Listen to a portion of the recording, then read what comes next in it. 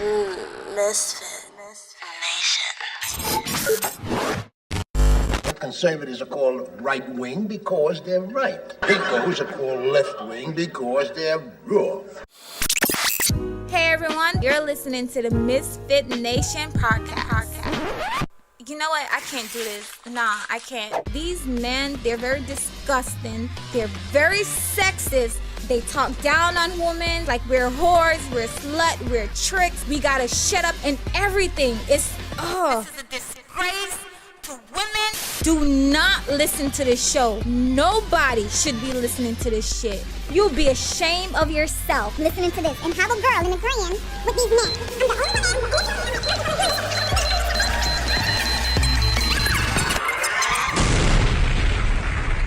Stop listening to this bullshit. Like, for real.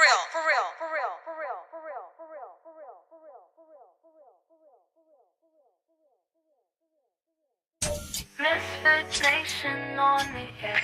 America's most dangerous day. Misfit Nation. Live, pal.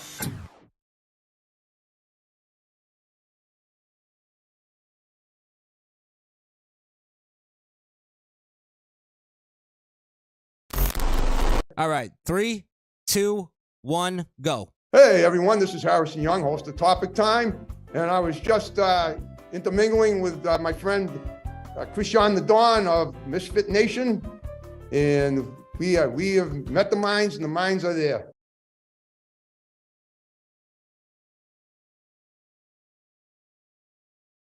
Perfect. If you want to support the Misfit Nation, you can buy us a coffee at buymeacoffee.com/misfitnation.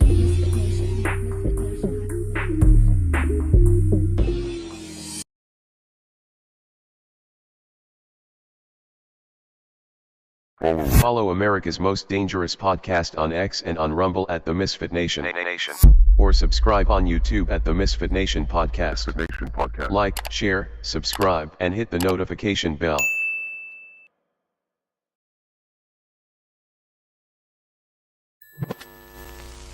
We all know they are very dangerous. We must get ready for it. The Misfit Nation. Misfit Nation. Misfit Nation. The Misfit Nation. Misfit Nation. The Misfit Nation. Misfit Nation.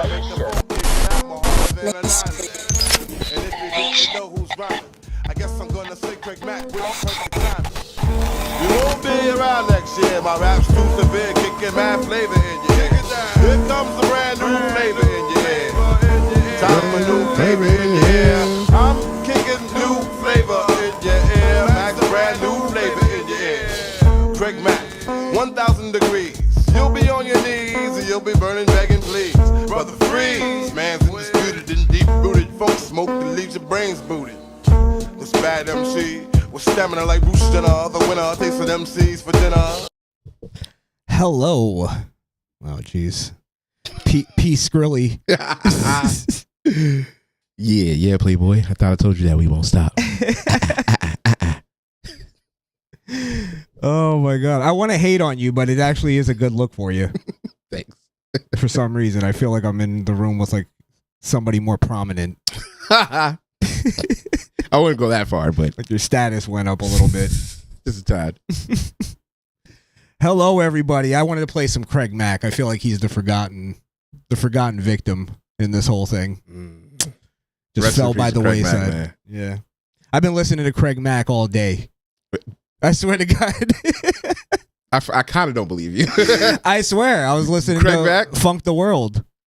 Were you just listening to Flavor in Your Ear like over and over, or you were listening to a whole album? I got like about 5 songs in, but I'm not gonna lie, because I never gave Craig Mack a chance. I don't know. He was one of those rappers. Craig Mack's all right. He was almost, I put him in cannabis territory where I always felt like he was just kind of a punchline by the time I got to rap. Mm-hmm. But then I listened to his album and I was like, this is actually pretty good. Yeah, Craig Mack's He's a pretty good rapper. He's almost like a smooth DMX. Like it was the same kind of style of rap. It's a good way to put it. Without the roughness, growling and shit. That's a good way to put it, yeah. Yeah. But yeah, Craig Mack, I felt like got a fucked up deal and just kind of got forgotten about. By the way, before I forget, Mark Curry's ass. Just want to put that out there. Terrible. Mark Curry. Was he he was a rapper? Yeah, he wrote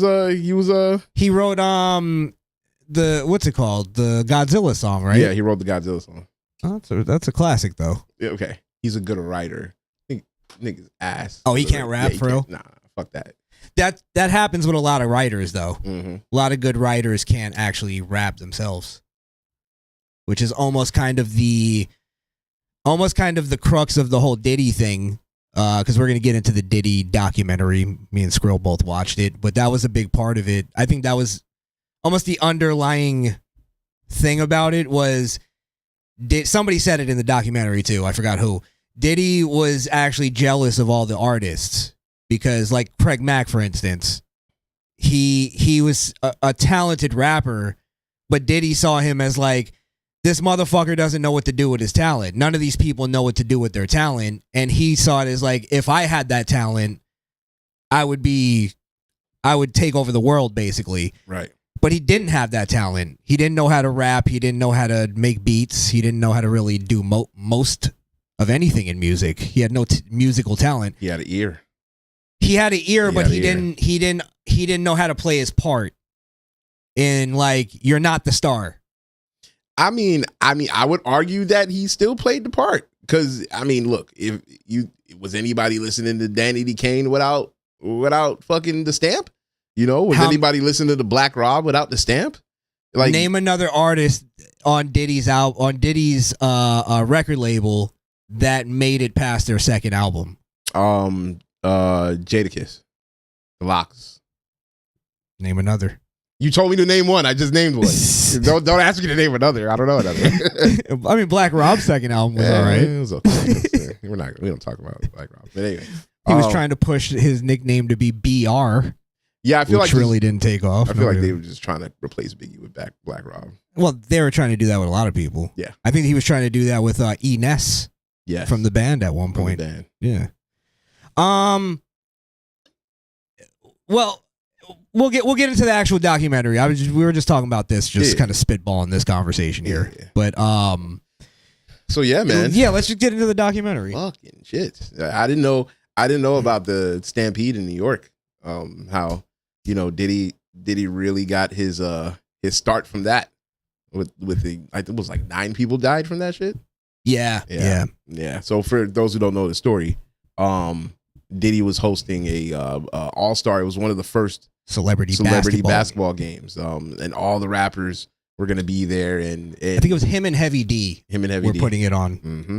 And, it was popular. It was so popular that the venue was too small for what was actually happening. So, excuse me, back then, it was a thing where they would bum rush the door. Like, I used to hear that saying. And I do like how Diddy tried to make that. Like, he goes, in hip hop, we have a term called bum. In hip hop or a certain community? Niggas. So, yeah, niggas is bum rushing the door and they trampled people to get in there and they killed a lot of people.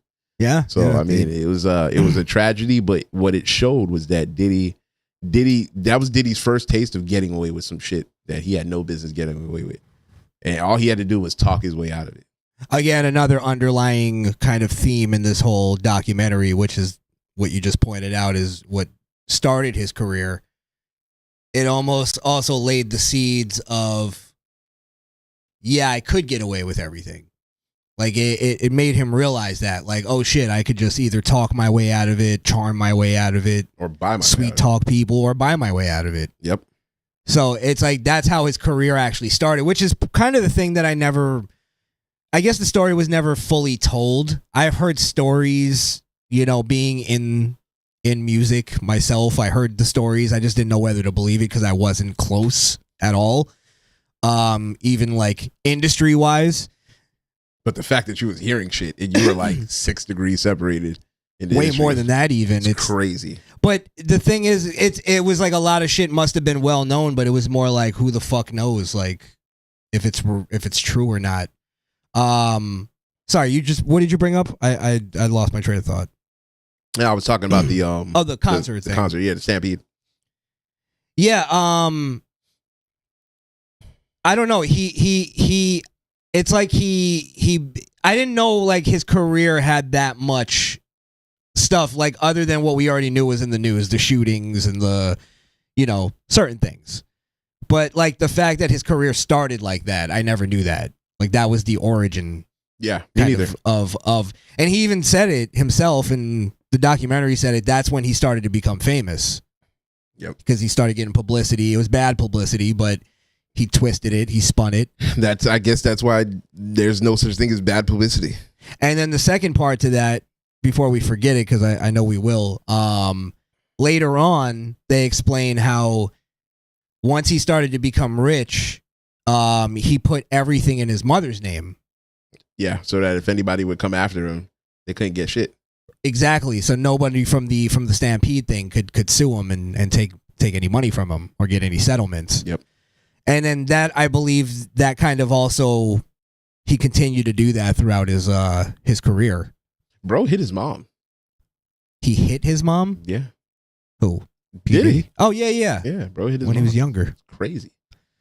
Yeah. Well, I mean, and another thing that the document pointed out was that this is more proof as to what could happen if you don't have a father figure or somebody who guides you the right way. Oh well, yeah, it's the old story of he kind of he knew who his father was. Yeah, but he wasn't. But his father was like a fucking 2-bit hustler. You know what I mean? So it's like that's all he looked up to was these fucking these hustlers and shit. Mm-hmm. Yep. Bumpy Johnson and shit like that. Yeah. Guys that Skrill's dressed like right now. Yeah, she.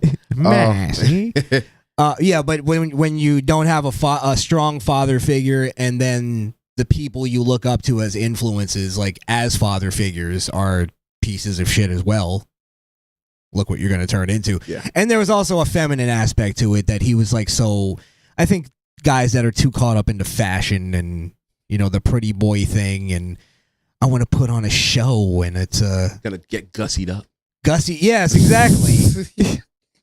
And then and everything is a big event and a show, and so I find that to be like feminine. Men are more like, hey, it's my birthday, I'm just gonna get some drinks and some food, and I'm gonna my friends come push over. back a little bit on that, only because it's the culture. You got to remember he comes from Harlem, so even if he wasn't the Diddy that we know of, he was still a young nigga from Harlem, and them niggas is flashy niggas. Like that's how they get down. Yeah, but that comes from two things. One, most of them niggas were raised by their mothers. And two, they're usually just doing it for bitches. Definitely doing it for bitches. So it's all feminine. Here's the thing, though. This is what I learned as a young whippersnapper. You don't have to even do all that to get bitches. That's true. So, and then if you're gonna do that to get bitches, you're gonna attract. Let me classy up the conversation here. You're gonna attract women that are only looking for that. They only want your money. Mm-hmm. At least from you, that's all they want. And then you even see it throughout P. Diddy's fucking love life. All his women, ended up leaving him or, kind of taking him down. Yep. Or trying to leave him. Yeah. I think he only had one woman or two that like stood by him, and then 3 would be his mother. I think Kim Porter, she was that was a bottom bitch for a little bit, for sure. Because she was just letting him do whatever he wanted. This is where I get to the thing of, because I remember when we were getting into the Diddy story, we were questioning whether or not, and I was leaning towards Cassie being like more a part of it than, she was letting on. But I actually do believe that she was, and I think Diddy did this with a lot of them, was he was just beating the shit out of them and scaring them into staying. Yeah. So it's like, to me, I think it's a fair thing to question when it got to the thing about the jurors. And I know we're jumping around on this whole thing, but it is what it is. Yeah. When it got to the jurors and they were questioning, like, why would she stay if he was doing all that stuff to her? Again, I think it's a fair question, but I don't think it's the end-all, be-all question. I think there's a logical... It's actually not even logical. It's illogical, but it's emotional. It's dumb broads. Stockholm syndrome is a thing. Stockholm syndrome. You know, or, I mean, she being scared to leave, and she, the guy was literally having people fucking killed. What the fuck? I made the argument earlier when we were talking about it that I thought that she might have been more complicit, but after seeing the doc, yeah, it's like for sure I could see a situation where she does want to leave, but she's just scared. Like the whole kidnapping thing, where she was with Cuddy. Oh my god, that was crazy. Like it's like okay, you're not even near him. He has to come to you, and because he kidnapped somebody else, instead of calling the police like a normal person, you were like, okay, fuck it, I'll go back and get my ass whooped. It's like, well, I can't call the police on Diddy. Who's gonna believe me? All of you people are fucking retarded, bro. If all of y'all had called the police when this had happened, then it would have been nipped in the bud. Well, I don't know, like in that, like, because again, the jurors were talking about that same story. The girl, I forget her name. Yeah, I forgot her name. Capricorn, I think. Yeah. She was claiming that Diddy, like Skrill just said, Diddy kidnapped her because she was kind of like Cassie's handler, right? The one that like kind of kept tabs on Cassie for Diddy. That's how I kind of read it, right? And they were supposed to go on some kind of hiking trip, and Cassie asked Capricorn, "Hey, can Kid Cudi come?" And Capricorn was like, Diddy's gonna find out about this shit, and she's putting me in the middle of this now. And because I gotta tell him. She has to tell him, and she ended up not telling him. Mm-hmm. That's where this whole thing led to. And Diddy finds out that Cudi went on this not camping trip, but hiking thing or whatever, and he goes to the girl, Capricorn, Diddy does, and says, "What the fuck? Why didn't you tell me that he went?" And that and I think the thing that I was reading in between the text of that was that she was actually fucking him. Yeah. Yeah. They went on a hiking trip, but there was more going on. Of course. They hiked and then they fucked. Or then they fucked and then they hiked. But at some point, they fucked. 100%. And I'm not 100% there was hiking going on at all. Yeah. There was hiking. There was hiking. There was definitely hiking. There was hiking, for sure. He was hiking up those fucking shit skirt. Cassie just wanted a normal relationship. She didn't want to be whored out and drink semen. Yeah, it seemed like it, right? Yeah. Collect semen in a cup. Oh, fucking that was crazy. Yeah, that was wild. What the fuck? Let's get into that. Wait, real quick. Let's finish this one. But my question is, what made the jurors? Because if they didn't tell us what happened in court, obviously it wasn't publicized, right? What made the jurors question that story? Because I think it's fair to obviously question any story, but in court, I assume there was questioning that went into okay, wait, he picked you up. What time was this? When was this? Where did you guys travel? What road did you take? There's more context to it than they were telling us in the documentary, and the jurors didn't even really speak on it. Well, I think the jurors were looking at it like I was. You get kidnapped by Diddy and you don't say anything. You don't call anybody.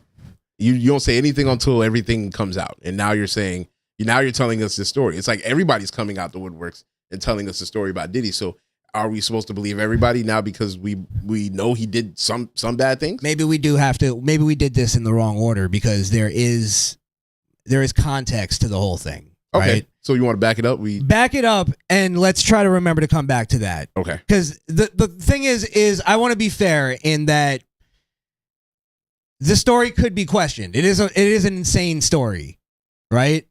Because then, all right, think about this. She goes, okay, then he walks up into the house. I wanted to go, wait a minute.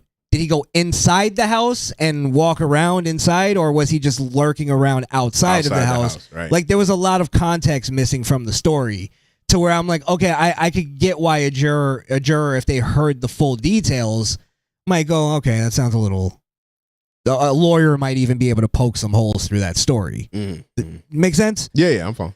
So now the context of the entire thing of why she may have not gone to the cops, which is why that's not the thing that I'm really questioning with anybody, is let's take it all the way back to we're gonna do like the documentary. Let's take it all the way back to Tupac and Biggie, right? Because this was the first time watching this documentary that I was like into the Tupac and Biggie story again in like a decade maybe, where I was like, oh shit, there's some new shit here, right? New context I never knew.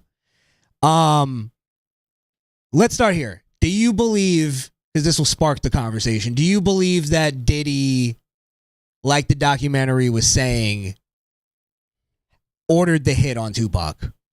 Yes. Now I believe it. I do too. Now I believe it. 100%. But let me hear why you believe it. Well, because up until that point, it was showing us his character and his jealousy. I think that is where all of his problems lies. He's a really jealous guy and he's possessive. And it wasn't even that Big was, it wasn't like it was a West Coast, East Coast thing. It was just that they were friends and he didn't like that. You know what I mean? Like, he didn't like the fact that he was real. How you more friends with this nigga? I'm putting money in your pocket. This nigga don't like me. He won't talk to me. He won't do business with me. But you're his friend. And then it comes to the point where, and this is a rumor that we've heard since I was a fucking kid, where it comes to where Big was renegotiating his contract. And he was probably getting ready to leave Diddy because Big was going to make so much more money with Biggie. He's going to do Junior Mafia. Records, yeah. Because think about it. The way that Diddy handled his artists, it was, I make all the money, I'm making you the star. You're just a star. You don't get any money, though. Like, I get the money, but I'm making you a star. So the fact... He invented the, not in rap, he kind of invented the fuck you over deal. Yes, he did. He did. He took that, though, from the music industry itself. But, sorry, continue. You're good. So, with that in mind, I can definitely see a situation. He came to New York. It's Diddy's home turf in the studio that Diddy's paying for. Bro, come on, bro. Like it don't take, like, now looking back, it's like, how could I be so stupid and not think he didn't have anything to do with it, bro? Because Tupac shows up to New York to go record with Biggie and he gets fucking shot. Lil C's goes downstairs and the gunmen tell him to chill out. As if the gunmen know they can't touch Little C's. It's crazy. Well, this is the why we didn't believe it. Because, and here's something that Diddy said throughout the entire documentary. By the way, it's all from footage that was obtained by 50 Cent somehow. Oh, I know how, by the way. We'll come real quick. We'll come back to that. The filmmakers? The filmmaker was hired by Diddy to make the film, and Diddy couldn't pay him. So he had to get the money somewhere.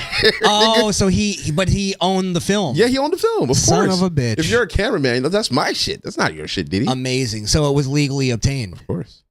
50 really crossed the T's and dotted the I's. You do not want to make enemies of 50 Cent, bro. I do not. Hey, Fifth, how you doing? Misfit Nation love you. We support you. Hope you're good. Hope you're doing good, Curtis. Hey, Kurt. Kurt.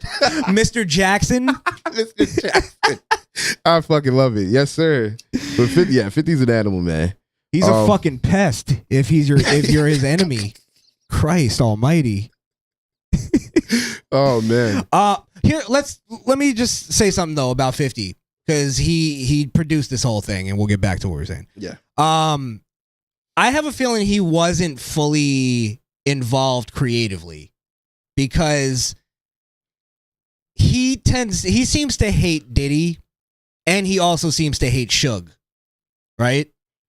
I felt like the documentary was a little too honest about, not honest, I'm sorry, I said that way too wrong. It was a little too fair to Diddy if it was coming from 50 Cent. You don't think 50 Cent could be objective? No, meaning that, no, I don't think he could. Honestly. Okay. No. Okay. All right. Hey, I like it. All right. So is it because of the way that, like, he, because it's 50, he don't forget shit. He's like an elephant. I thought it was going to be way more like scathing, but it was a little more, way more fair than I thought it was going to be, where it was kind of like there was things where it was like, it was being honest about like certain, certain people did come out in support of Diddy. A lot of cases did get dropped. Like, he could have left out stuff if he wanted to be, a piece of shit and just make it a complete hit piece. I think that 50 did this on purpose. Like, I think he did the right thing. You know what I mean? Like, I think he knew the nuances, but he wanted to tell the story as it was, so that people couldn't be like, oh, you're you're just being, this is just a hit piece. That- and to say that it's not scathing, I still think this is scathing. Like this is documented proof of what he did. The cops might be able to use this to bring him up on other charges. Let me give you another reason why I don't think 50 had too much creative control in this. Okay. I think it was more that he hired the people, or he funded it, or he did executive producing in like, I'm gonna get the Diddy tapes for you guys. I'm gonna help this film crew out. And I'll give you guys some money. Yes, but make the documentary how you're gonna make it. I like the direction you're going in. That's it. Okay. And 50, I think he was fair enough to take the backseat a little bit and just let people make a film. Because another reason why I think is because it's been long, fucking documented that 50 and Suge really don't get along. Right. 50 basically, went after him during the shady aftermath wars and shit. Yep. I felt like the documentary was making Suge look like a good guy. Yeah, I heard that. Yeah. That people were feeling that. But I honestly didn't feel like that. Only because I think we knew who Suge was already. You know what I mean? Like Suge, it's like Diddy was Solomon Grundy and Suge was fucking who's the other nigga? Who's Superman's nemesis? Lex Luthor. Lex Luthor. Yeah. Like it's like, yeah, he's still a bad guy, but it's just Solomon Grundy's fucking disgusting. No, where I think it was going, like where it was trying to pit that Bad Boy was the record label that was fucking people over and stealing people's money, and Suge was the guy that was all about giving people back their money, and he was Robin Hood and shit. And it's like, no, Suge is known to be a fucking guy who goes and muscles people out of their contracts and does some fucked up shit. Absolutely. What are you talking about? But for his main artist, he treated Snoop Dogg right? He had to. No, Snoop Dogg hates him. Oh, Snoop Dogg hates him? Yes. Oh shit, I didn't know. Never mind. Fucking Dr. Dre hates him. That's the guy who built Death Row. I was wrong as shit. Yeah. All right, well, fuck it. I mean, I guess you have a point because Tupac I did only feel had like, a loyalty because he got him out of prison, and he also funded his whole thing and let him. That was $1 million bill, dog. You got to be. But I will say I do think Suge liked Tupac. I think he loved Tupac. I don't think he was like trying to fuck him over. I think he actually respected his thing, and that's where we get like the documentary kind of either like blended things together, or I don't know. Like in the whole East Coast West Coast thing, it was weird to me, right? Before I go to that, are we skipping over something? No, we're still on the East Coast West Coast. We're talking about. Oh yeah, I went to 50 because I just wanted to say that, but the East Coast West Coast thing, they claim that it started. The documentary is claiming that it started actually because Diddy and Suge hated each other. Right, that the shooting that happened when Suge's best friend got killed. His best friend Jake. Yeah. Which, by the way, all I kept thinking, because there was all these like gangster ass names, Notorious B.I.G. And then it was just Jake. Puff Daddy. Jake was a killer. Suge Knight and Jake. Yeah, you ain't fucking with Jake. Listen, a nigga named Jake. His name is just Jake. He's a fucking problem. He was a cold nigga. Sure. His name was just Jake, and niggas still were like, "That don't fuck with that. Don't fuck with Jake. Leave him alone." Yeah. But all I kept doing since I watched that documentary is doing Jake doing hood politics. Jake Hudson. Jake Hudson doing. Oh my god. I like Suge Knight. I think he's a good guy. He never asked me for money. I never asked him for money. Anyway, I told Big not to go to Cali. I mean, it's plausible. That story about Jake being killed in front of Suge, it's kind of wild. And if that's confirmed. If Diddy, like there's police report. If Diddy had something to do with that, then that would definitely spark off. That's the question mark. If Diddy had something to do with that, and I just because I feel like if Diddy had something to do with that, he would have aimed for Suge. It wouldn't have been a Jake thing. You know what I mean? I think Jake might have.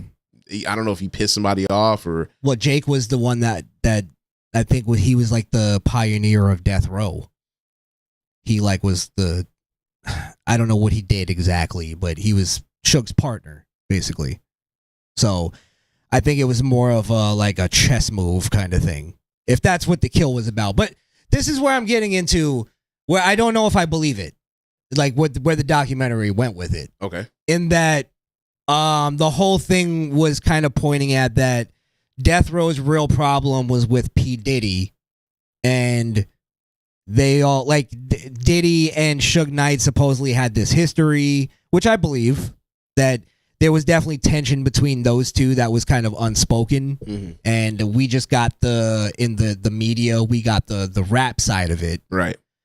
But the East Coast, West Coast thing could have just been started by Suge Knight and Diddy having their tension, Suge's friend getting killed. That's where the feud starts. And then they're both just using their fucking soldiers, let's call it. Yeah, to attack each other. And we're seeing that in the media, but it's really the two bosses that are at war. Now, the thing that makes me question where people were going, Tupac didn't really have a problem with Big. It was really with Diddy and all these artists did the East Coast, West Coast thing. It wasn't really about that. It was about Diddy and Suge. My question is then, why did Tupac never go at Diddy, really? In terms of diss records, like, to me, Hit 'Em Up felt pretty personal to Big. Yeah, if he did fuck his wife, I think that's pretty personal. I don't think that's a guy that likes him. I think you're 100% spot on. I think the real beef started at the Quad Studio shooting. Yes. When you put yourself in Tupac's shoes, he's a West Coast artist. He's in New York. He's going to go see his man's Biggie, right? They're supposed to be friends. And he's going to his studio. Little Caesar's out the window like, yo, Tupac, come on up. It's like, okay, bro, I'm on the way. If a nigga call me and I get shot and I'm in the hospital the next day trying to fight for my life, I'm like, well, the last thing that I did was listen to Little Caesar come upstairs. And Little Caesar's Big's man. So now I'm like, oh, these niggas trying to kill me. So yeah, I 100% believe that Tupac went to his grave thinking that Big wanted him Big dead. had something to do with it. Yeah.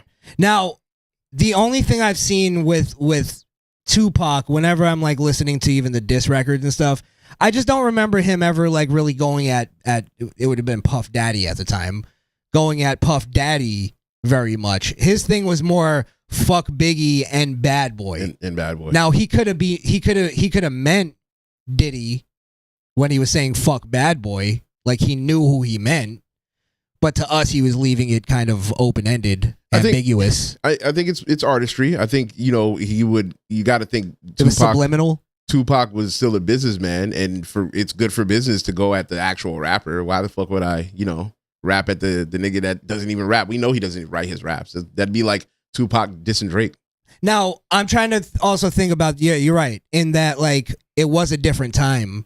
Was it like, it's almost like wrestling, where at a time we didn't know Vince McMahon we just thought he was an announcer. Yeah. Is it kind of like that, where it wouldn't have made sense for them at the time to call out actual executives, or were people doing that already?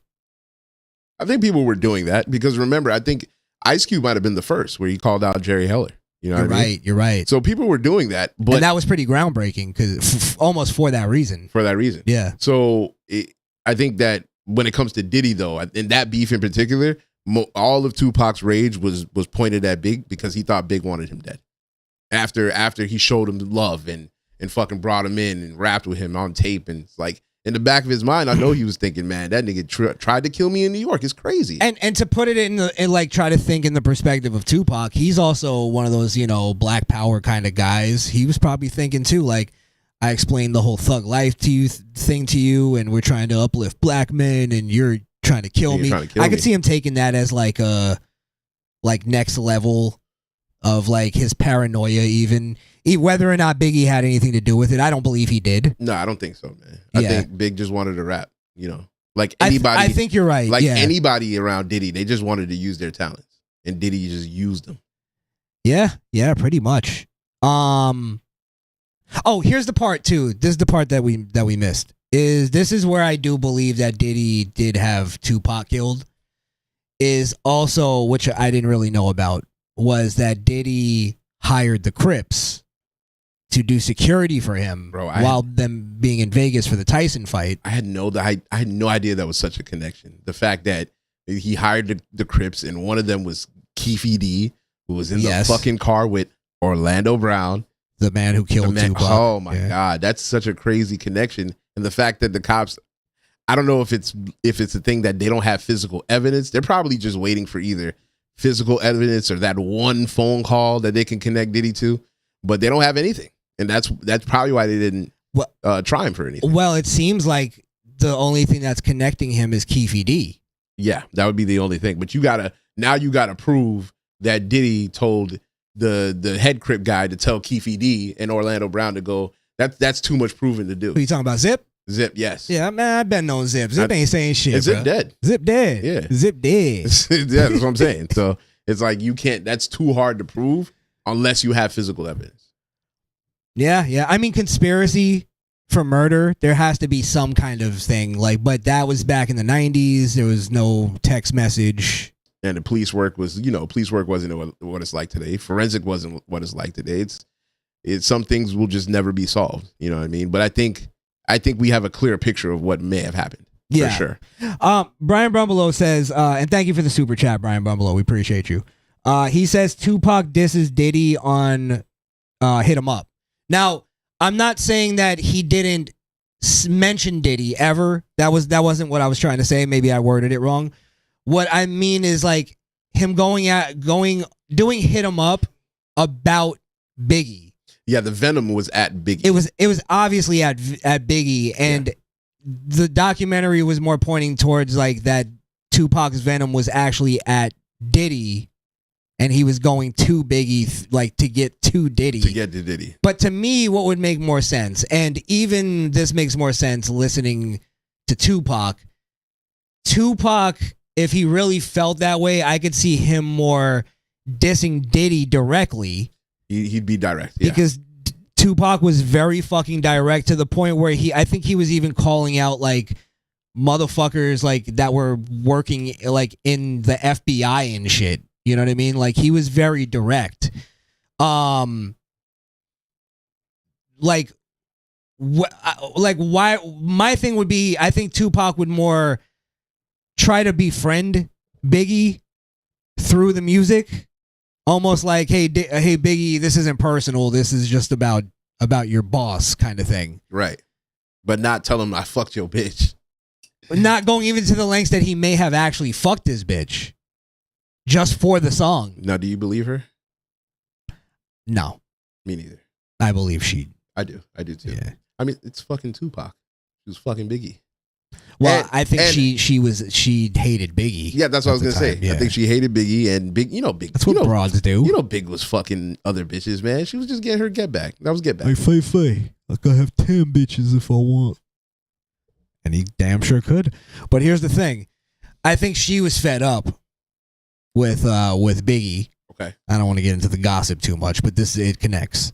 And that's where I think she did it in a moment of like fucking emotional. It was spiting, yeah. I'm gonna fuck this nigga to spite this. And nigga. Tupac, I think, was smart enough to know how to like fucking get in. You know what I mean? Where he probably downgraded Biggie a little bit. Said, "Hey, I know how to treat a woman right." Yeah. Saying think he dirty backed on oh, damn, bro. You think he dirty backed Big, bro? I don't think that. Saying what is the song? I get around. I get around. Yeah. How do you want it? Put a little how do you want it on. Hell, he just throw some how you want it on, and the panties is coming off. No, I think he did it to be in a manipulative way. I think he just wanted to fuck her just to say, I fucked your bitch. Yeah. I mean, that's really why most niggas try to fuck your bitch, bro. They just really want to say they fuck your bitch. Well, there was a lot of that going on with Diddy. It's kind of gay if you think about it. It's very gay. It's like you want to fuck me, bro. Like, chill. Yeah, you're fucking her with me in mind. Me in mind. That's crazy. You fucking faggot. Yeah, but that's a good point. It's exactly like Diddy. And listen, we got a lot more to go, man. I want to wrap this up with the Pac shit. I definitely think Diddy had a hand in it. Will it ever be proven? Probably not. But that's where I stand. I think, honestly, if there was a connection with the Crips and there's some kind of like really, I feel like all they may have to like figure out is, was there ever a $500,000 transfer over to this guy's Zip? And is there a way to track that? Is there a way to track that? Yeah. And if there is, but $500,000, you got to remember Diddy at the time was like worth a lot of fucking bro, he money. He could have gave him cash, bro. Yeah. He could have straight up gave him cash. We would never know. Here's another thing I never knew. And then we'll move on from the Tupac Biggie part of it. The Keefe D thing. I always thought that he got caught because he did that interview. No, he got caught because of the proffer. He's been on record saying this. He's a fucking idiot. They got him in the police station with a proffer agreement and was like, yeah, you know, and for the proffer agreement is like you come into court and you tell them about things and it's not supposed to be held against you, but certain crimes like murder can still be held against you. I think the way they put it is that you can't be like charged based on the proffer. But let's say the police now they use it to like make deals, I think, right? Yeah. So give us this information. We're not coming after you based on this proffer. But I think the thing in that is, though, if they find like hard evidence to charge him on it, they can. There's no immunity. It's not an immunity deal. Yeah. Right. So I think what happened, it seems like, because the Keefe D proffer was done in 2009. It seems like throughout that time, they actually did find hard evidence to charge him with it. Right. So he basically gave them the direction to go. And I assume that there's got to, because he's going on trial for it soon. So we may actually have a verdict to the Tupac murder. Crazy. After all these years. Wow. But they knew. It took that long to connecting the dots, man. Investigate it. Sometimes it does. It's messy. That was a messy thing because you're dealing with hip hop, you're dealing with gangsters, you're dealing with people who aren't going to talk to the police. Yes. That's not going to happen for a very long time. Real quick, now let me just get back because I just remembered we were talking about the girl story. We need to talk about Lil Rod. We're gonna talk about him right after because I just want to loop back this because we said we were gonna. All right. And everybody's story. This connects to everybody. Why didn't anybody go to the police? What I'm saying is this: whether or not Tupac was killed by Diddy or not, Diddy obviously had connections to some very dangerous people. You know what I mean? He did. So the idea, and then even just the thought that he's getting people killed, like that studio story where the guy got shot in the back room and then him and his son just walk out like, yeah, nigga. Yeah, and then they go and tell everybody this did not happen in the studio. And he gets away with it. And then the media comes the next day and everybody tells them, no, it happened outside the studio, and then it shows the headlines where it's outside of the studio. But he actually got shot inside, and the guy had video inside the studio of all the blood. Mm-hmm. So it legitimately happened in the studio. And, yeah. To be honest though, I think if that had happened in Florida, it would have been investigated properly. It was fucking LAPD. They're okay. Yeah. Whatever, Diddy. All right, Dids. Yeah, can I get a pic? Yeah, man. My son loves you.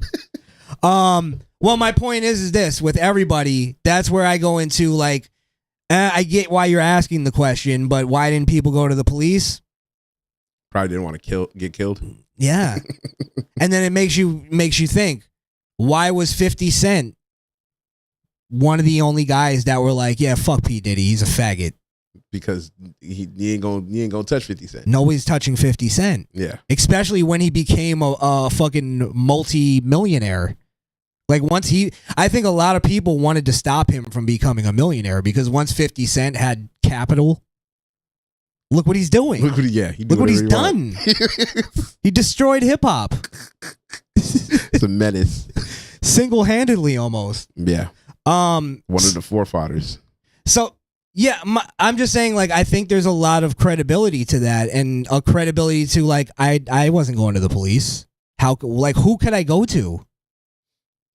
Listen, I understand. I think in certain situations you could talk to certain people, especially there's, especially in the FBI, a lot of people want to make a name for themselves. If they feel like they can make a case to take down a hip hop, especially back then, they would love to do that. Get into office with Bill Clinton, take a picture. Yeah, I was the one that arrested Diddy on murder charges. Yeah, that would have been crazy. It would have been an easy case to make if somebody had just pulled the trigger and did it. I'm telling you. No, let me tell you why. What's up?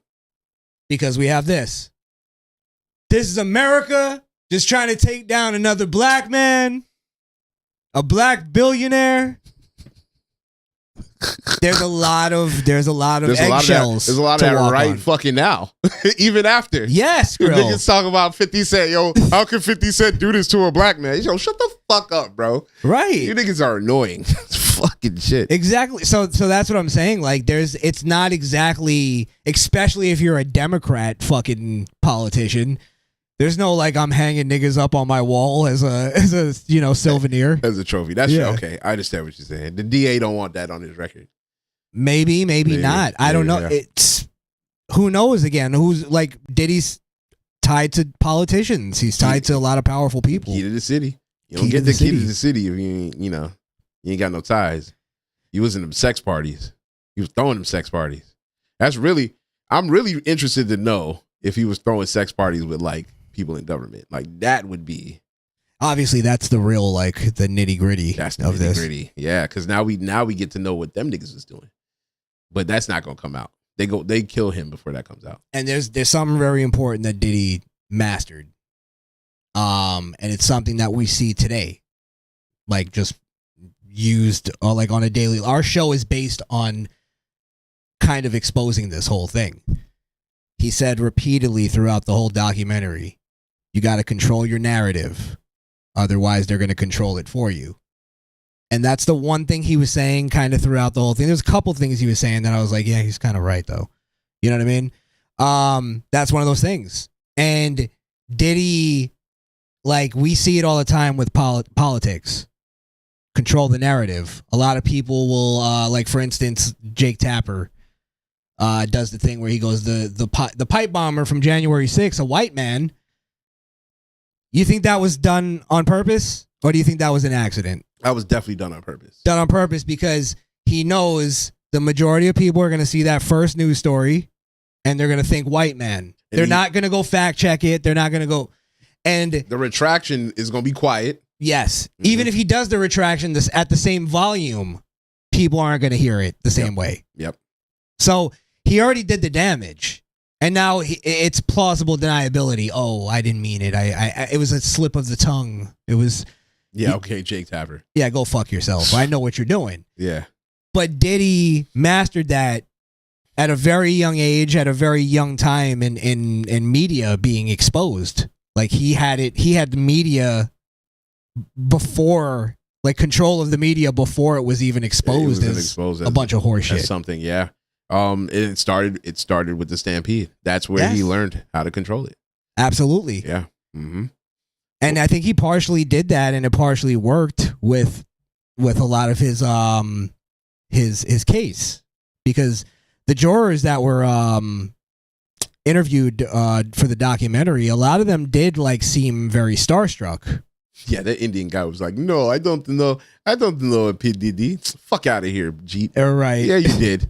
You know P. Diddy. And then one of them was like, "I wasn't a fan of P. Diddy, but I love Danity Kane. I loved the band. I love she was in a picture. Black Rob. I love and they showed yeah.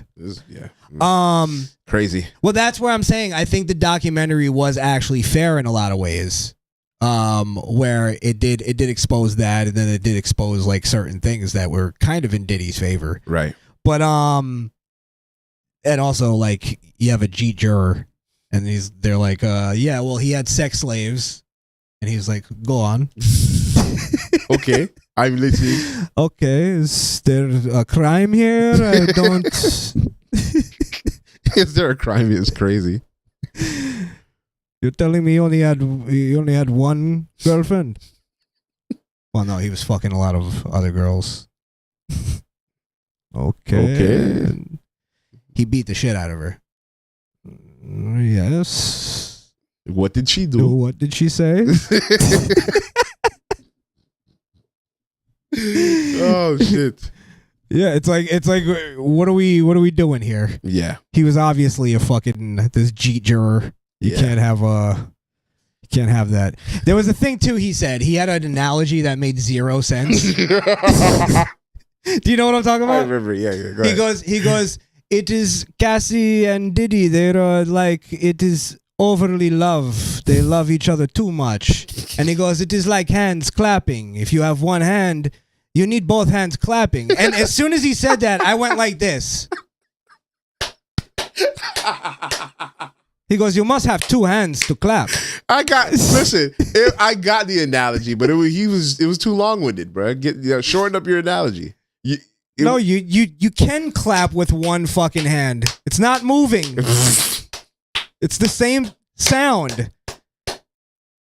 I think what he's saying is you need two hands to clap. Even though it's not moving, you still need another hand. If you don't have the other hand, you're not clapping anything. No, that's what he's saying. It's not what he was saying. You need two to tango. I know what he was trying to say. He could have just said that. But I'm not inbred. I'm not an inbred retard from that hemisphere. He was trying to say that when it's two people, they're smashing together. It's not one person smashing into. And then he goes, it's like clapping. You must have two hands. And then he goes, but it doesn't work. Two hands have to move and clap. Sorry, we're getting bogged down in this. No, that's funny. That's funny. Retard. That's funny. We got to call him out. Yeah. Oh shit. Listen. But yeah, go take it where you want to take it. Lil Rod, brother. Brother. How you talk about, man, we were just chilling and sometimes I end up in the bed with a girl and I wake up and sometimes I wake up and it's him. And it's him. And I'm sore down there, but I don't know what happened. Did he say that? I must have missed that part. He might as well have said that, nigga. The fuck? Nigga, what? Yeah, nah, that boy was tripping. I think, and another person. Yeah, I love this drink. Sorry, this might be a little too on the nose. Daddy, I like when you scrambling and scraping for shit. He was definitely scrambling and scraping for shit, for sure. Go ahead. Lil Rod was a talented young black man. He played a lot of instruments, Diddy picked him out. Diddy groomed him. You can say, he'll get that nigga $10,000. You make my album. Had his friends in the studio, living the life, partying it up with Diddy. He cracked the code. He knew on the Justin Bieber thing. He cracked the code. I'm not gonna lie. I listened to Diddy's R&B album, and that shit was fire. It's pretty good. Diddy's parts kind of sucked, but they had like a lot of like production and singers with them, and it was actually like decent songs. Right, that's what I'm saying. He's got an ear. That was for Little Rod. Little Rod is a really good producer. Sad that he got his name got fucking drugged through the mud. It's sad that he was supposedly raped and drugged. But I mean, at a certain point, like, especially as a guy, right? We could say something for ladies because they're stupid. But as a dude, if you're quote unquote assaulted, I mean, you're either gonna kill the nigga or you're gonna die. Like, what are we doing? You know what I mean? It's like, what? You gonna lay down and let the nigga like drug you and fuck you, or what are you gonna do about it, bro? Well, or are you gonna go back and get more? It's like he fucked you and you were on a treadmill on a yacht a day later, nigga, trying to walk it off, still working out, and shit. like trying to get your physique together, doing Kegels and shit. You fucking freak. What the fuck, bro? But it's like, bro, if a nigga assaults you and drug you, bro, you're gonna have to do something about it. You're not just gonna. At least as a man, you can't just lay down and let that. Let me ask you though, you're a regular dude, right? You're partying with Diddy. You get raped. You're drugged. You're raped. Let's say that's legit. He couldn't actually he didn't even know what was going on. He was on some kind of drug that let's Diddy say he was actually him. Let's cut him that. Let's grant that to him. 100%. Next morning you wake up. You realize you've been drugged and raped, and the guy that did it is Diddy. Like, what do you do? I'm gonna kill him.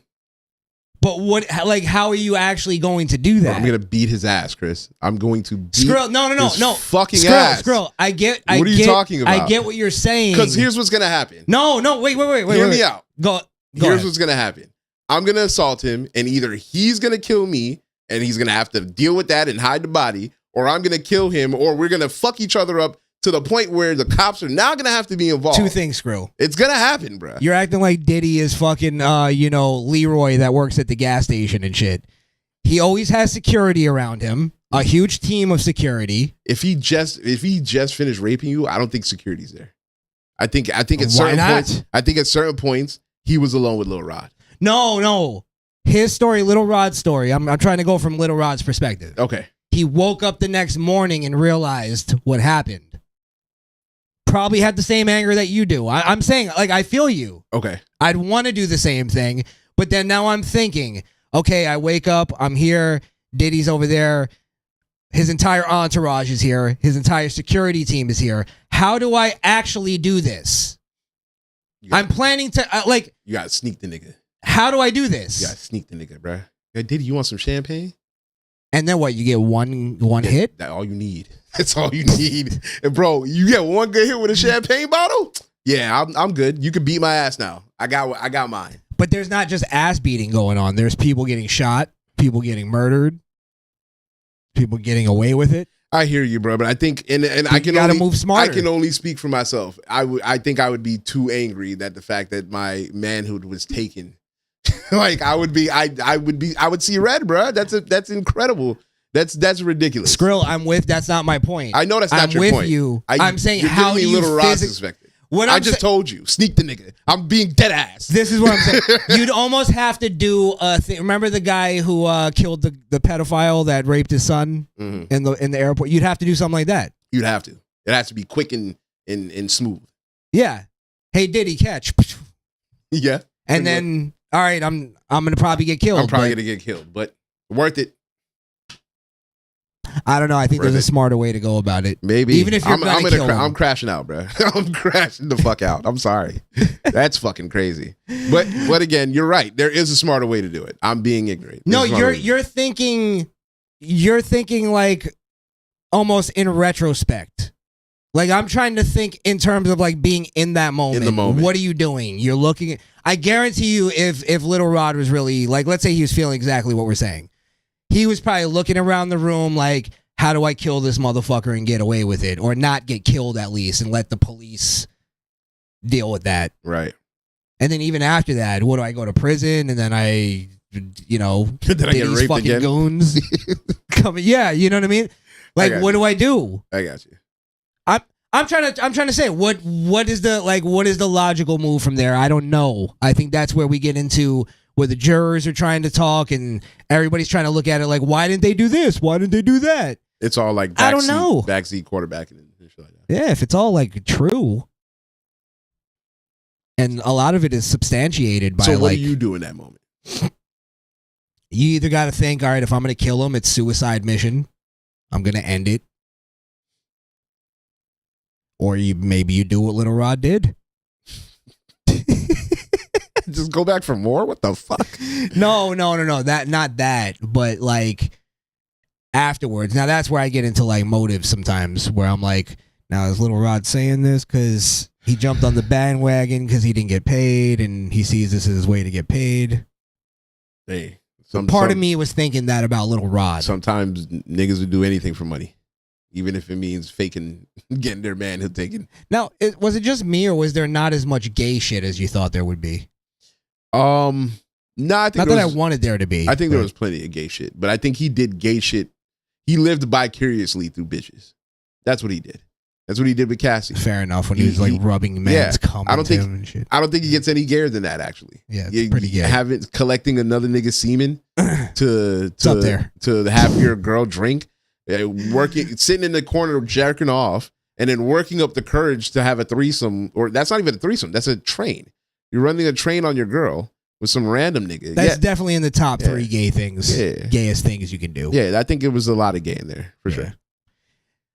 I don't think there was as much as I thought though. Like, I thought there was going to be almost it was going to be like 50-50, but there was like a couple, like, what's the guy's name? Kirk Burrows or whatever. Kirk Burrows. His, I don't even know, because his was very, like, you know, left very ambiguous. He kind of just brushed it off. He glossed over it. I think he was going at the angle of he was sexually assaulted visually, like the story he told about walking in the office after Diddy called. Yeah, he wasn't getting fucked. He wasn't getting fucked, but Diddy would do like freaky shit around him. Yes. Yeah. And also, let's talk about him real quick, because he annoyed me. I'll tell you why. But go ahead. It's like, bro, you had 25% stake in Bad Boy, and you let this nigga intimidate you out of signing that shit, bro. Diddy would have had to kill me, bro. You'd have to beat my ass or do something, bro, because I'm not gonna sign away, especially after we came together and I only have 25%, and I helped you start the company. If it wasn't for that nigga, Diddy wouldn't have been able to keep the books. Yeah, Diddy wasn't doing anything with the money. He had him doing. He was money. Diddy's Jake. Yeah. He helped. He basically, again, was the foundation of Bad Boy. And then you let this didn't need nigga him. make Well, you sign supposedly. it. Supposedly. I don't know the guy, and honestly, I believe the story. I believe he's weak enough to sign it. I don't think there was any intimidation going on with him. Really? Because he even glossed over his story a little bit, where he was going like, there was this intimidation, and he was like, I don't know why I signed it, but I signed it. And then Diddy told me he would give it back. And I'm like, wait a minute. So there was intimidation, but then he told you he would give it back? Like, it didn't make sense. It's like, either he's intimidating you with, like, he supposedly had a baseball bat. Yeah, the baseball bat. And he was like being like overly and like menacing to the guy. Like, it was obvious. So in his story. So his story was, I'm going to intimidate you to sign this and give me all your rights to the company. But then after I intimidate you and I'm successful, I'm going to promise you to give it back. Yeah, I'm going to give it back. What? What a dummy. Didn't make any sense. What a dummy. Yeah. So I think Diddy did the old the McDonald's contract. Hey, we're gonna sign everything else, and I'm gonna tell you, like, I'm gonna give you 3% of the company's profits, but that's not gonna be in the contract. You just have to trust me on that one. Yeah, I got you though. Yeah, just because for legal purposes we can't write that up, but just trust me, I'm gonna give you your money. Yeah, I'm right here with it. Right here. Hey, brothers. Brothers. We in this together, man. Bad Boy, baby. For right? life. Fuck, bro. Yeah, so I think he fell for that. All he needed to be was, like, you know, sweet talked a little bit, and he was just naive. Okay, I can see that happening. I can see that happening too. But I tend to believe him only because around that time Diddy was wilding. Like, that was the whole, like, Shine shooting era. Like, I could see Diddy walking in there like, hey, bruh, I'm gonna need you to come up off that 25%. I believe that Diddy did freaky shit around him, but I feel like he was more, and I'm just basing this on conjecture and what I think. Mm-hmm. I felt like he was being a little more like trying to distance himself from the debauchery, and he was a little more involved than he was saying. Like, when Diddy called him in and he's getting a blowjob and he just wanted him to see it, I feel like there was probably a little more camaraderie going on. Camaraderie. Camaraderie. What a word. Fucking shit. Oh my God. There was more like, damn, bro, you got her to do that? It was like there's locker room talk going on after that. Now, you know what I thought was missing? What? Farnsworth Bentley. Yeah, that's a good point. I'd like to hear Farnsworth. I was hoping to hear from more of the band. It was nice to see a documentary that featured the band. It was. Yeah. It was Babs and... Babs was the only one. Yeah, I think she was the only one. I wanted Dylon to show up. Dylon, Choppa. All of them. That would have been great. That would have been great. Freddie P, I was surprised wasn't in it because he's been outspoken about Diddy. He probably wanted money. Nah, you know what? I think his story is not credible at all. Okay. Because he was explaining how the contract situation went with making the band, and he's going, they kind of forced us to sign this contract, and we was like, nah, man. And he had this whole story about how they were like, they felt pressured to do it. And then I rewatched Making the Band, and he was bitching at everybody else because they didn't want to sign the contract. There was like 3 of them that were like, no, y'all niggas need to sign this contract. And there was like 3 other ones that were like, no, we need to get like our lawyers to look this over. This feels like pressured. It feels weird. Freddie P was pressured. Freddie P was screaming, "Yeah, niggas fucking shit up, nigga. All this hard work, nigga." Yeah. I'd have made the band, nigga. It's like, all right, bro. Damn. And now he's like doing the song. So I think they tried to whittle it down to people who are credible. Okay. And he's not one of them. I got you. I like the guy, but he's a menace. Shyster. All right. And a lot of them are incredible. Like Chopper, he's like, I think he's in jail. Nah, I don't think Chopper's in jail. He got arrested for sex trafficking. Really? Yeah, but it was pimping. It wasn't like he was doing some Epstein shit. Okay. Yeah. But yeah, Babs was the only one that actually became kind of something. She became like a radio host. Like she's actually kind of known in the radio circuit. So she's doing and her she does thing. battle raps. Really? Yeah, she hosts like some kind of female battle rap thing. Okay. Yeah, boring. Yeah. Whatever. Sorry. I didn't mean to talk about their coochies. Didn't mean to bore the crowd. That's why your coochie got hair on it. Oh. Like, Fucking what? right in the pussy. But yeah. What else did we need to touch on before we leave this Diddy Oh, shit? Kim Barrow's this is where he annoyed me. He was telling his story, and this is just a cultural kind of comment. He was going, yeah, so Diddy, he was trying to talk around it. He's like, he sexually assaulted me, and then he changed it. He censored it. He goes, how am I supposed to be around this guy when he's essaying me? And I was like, fuck this culture, bro. You can't say sexual assault. You're not on Twitch, asshole. Essaying. He said that on Netflix. Essaying. You're not on YouTube, bro. It's okay. Bro, I'm so tired of this fucking internet goddamn jargon. It sucks. It's ruining content too, because I was listening to whatever, and there was this really great debate that I was listening. It was Andrew Wilson and a bunch of like other people, and I was like, this shit is great, but I started thinking about it like, what if like down the line we get rid of all that shit? Like the culture actually just says fuck all the essay, and he what is it? He unalived himself and all. He R-worded. He graped him. He graped. Like, what if later on down the line we get rid of all that and then we go back and watch these great debates and they're just ruining it with this shit fucking language, with this shit it's censorship. It's unfortunate because we can never go back to that unless there's a platform that can rival YouTube that doesn't care. That's the only way. And the platforms are trying. But as much as Rumble is trying, and we love you, Rumble. Shout out to Rumble. Don't forget to follow at the Misfit Nation on Rumble. Absolutely. It's just not. It's not the same. It's like fighting. It's like Blockbuster and Netflix. You know, it's the same thing. It's like some of these places are outdated and they're not catching up to what the standard is.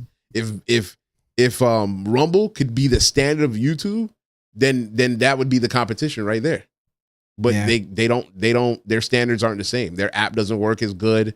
Their frames drop sometimes. It's just it's you know, and they're trying. They're not competing. We spoke about this before. They're trying, but they're not competing. And I think until there's an actual competition to who's writing the rules are going to be what they are.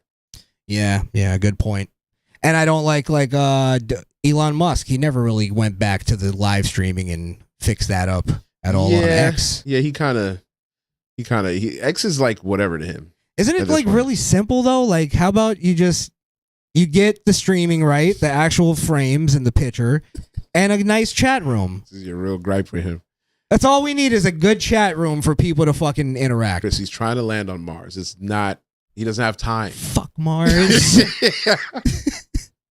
We can't chat on Mars, Skrill. Not yet, because we're not there. He's trying to get us there. It's international waters. Nobody gives a shit.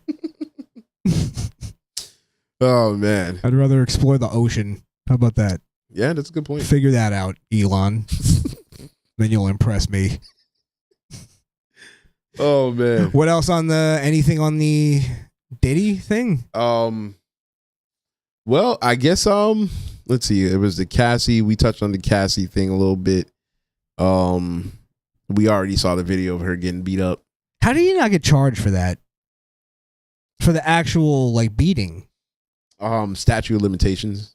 Yeah. Yeah. I believe the statute ran out of that when it was released. That's why she could only sue him in civil court. Couldn't take it criminally. It was just too long ago. And he did, again, Diddy doing Diddy. Power move. Give me the tapes. He had the tapes. And the tapes weren't released until the raid at his house. Which it was too late for them to charge him for that. Fair enough. Yeah, I suppose. I'll say, I guess this is how I ended. Some of it I believed. Some of it I didn't. I would be about 40-60. You could move that either direction, to be honest, at points like that. I believed about that percentage and not believe that other percentage. I thought it was a well done documentary. Like, it kept me involved. It got me into the Tupac and Biggie thing again, and I was actually more interested in that, oddly enough, than anything else. I felt like a lot of it was conjecture. A lot of it was hearsay. There was evidence to back up some other stuff. Like I said, the studio shooting. There was actual, like, police reports, and a lot of it shit. There was police reports and headlines that showed that this shit actually did happen. That happened, yeah. It's just the narrative was changed. It was controlled. Supposedly. Allegedly. Yeah. I wish there was a little more evidence in it to sort of sink my teeth into. Otherwise, it was good storytelling. It was interesting. A lot of it was believable, like I said, but that's pretty much where I could leave it. I don't know if it makes me like, I almost get the same feeling I did with the R. Kelly thing, where a part of me was like, yeah, he did some debaucherous shit and he was a degenerate, but were those women there under their, they wanted to be there kind of thing? Yeah. I think he was definitely abusive. I think there's traits of that in him. I think he's a narcissist. Yeah, he kept saying, God told me to do nothing. He just kept repeating that. And I think it's like, yeah, because I think there's probably something. He doesn't like what you're doing. Yeah, so just do nothing. He wants you to kind of pay for it. So just stop. I guess my final would be sorry, let me just say this. I also do believe he was on drugs. Oh yeah. Yeah, so I do believe that part. I think his whole lifestyle got to him, and he loved the power. He got addicted to it, and he loved fucking women, and that's what took him down, because he got too possessive. Yeah, too possessive. Way too possessive. And also possessive. He was very much a simp. This is a simp gone mad. Yes, a simp with money. A simp that actually had the money to blow, where he was just buying bitches, diamond necklace and taking money out of his business. On a drop of a dime. Yo, I need 50 grand. I'm just buy this bitch some And shit. it was women that were like known to be like dick suckers. You know what I mean? Like, they were fucking sleaze bags. Yeah. So yeah, Diddy, he was an internet simp before the internet. He broke a lot of barriers, man. Broke a lot of barriers. So I think that was what took him down, and that's where I ended. My final takeaways would be that nobody reads the shit that they're signed. I will say that for all the shit that we've given Diddy, I will say his business acumen is top notch. Nigga, shrewd. Nigga, you tell me I'm gonna make you a star, but you're not actually gonna see money, and you still sign that contract. That's on you. That's why I had no sympathy for what was that rapper's name? Not the one that you played earlier. Was it? Not Craig Mack. No, not Craig Mack. It was the other one. I said he sucked. Kurt something, right? Yeah. But that Mark Curry. Mark Curry. Yeah. So Mark Curry.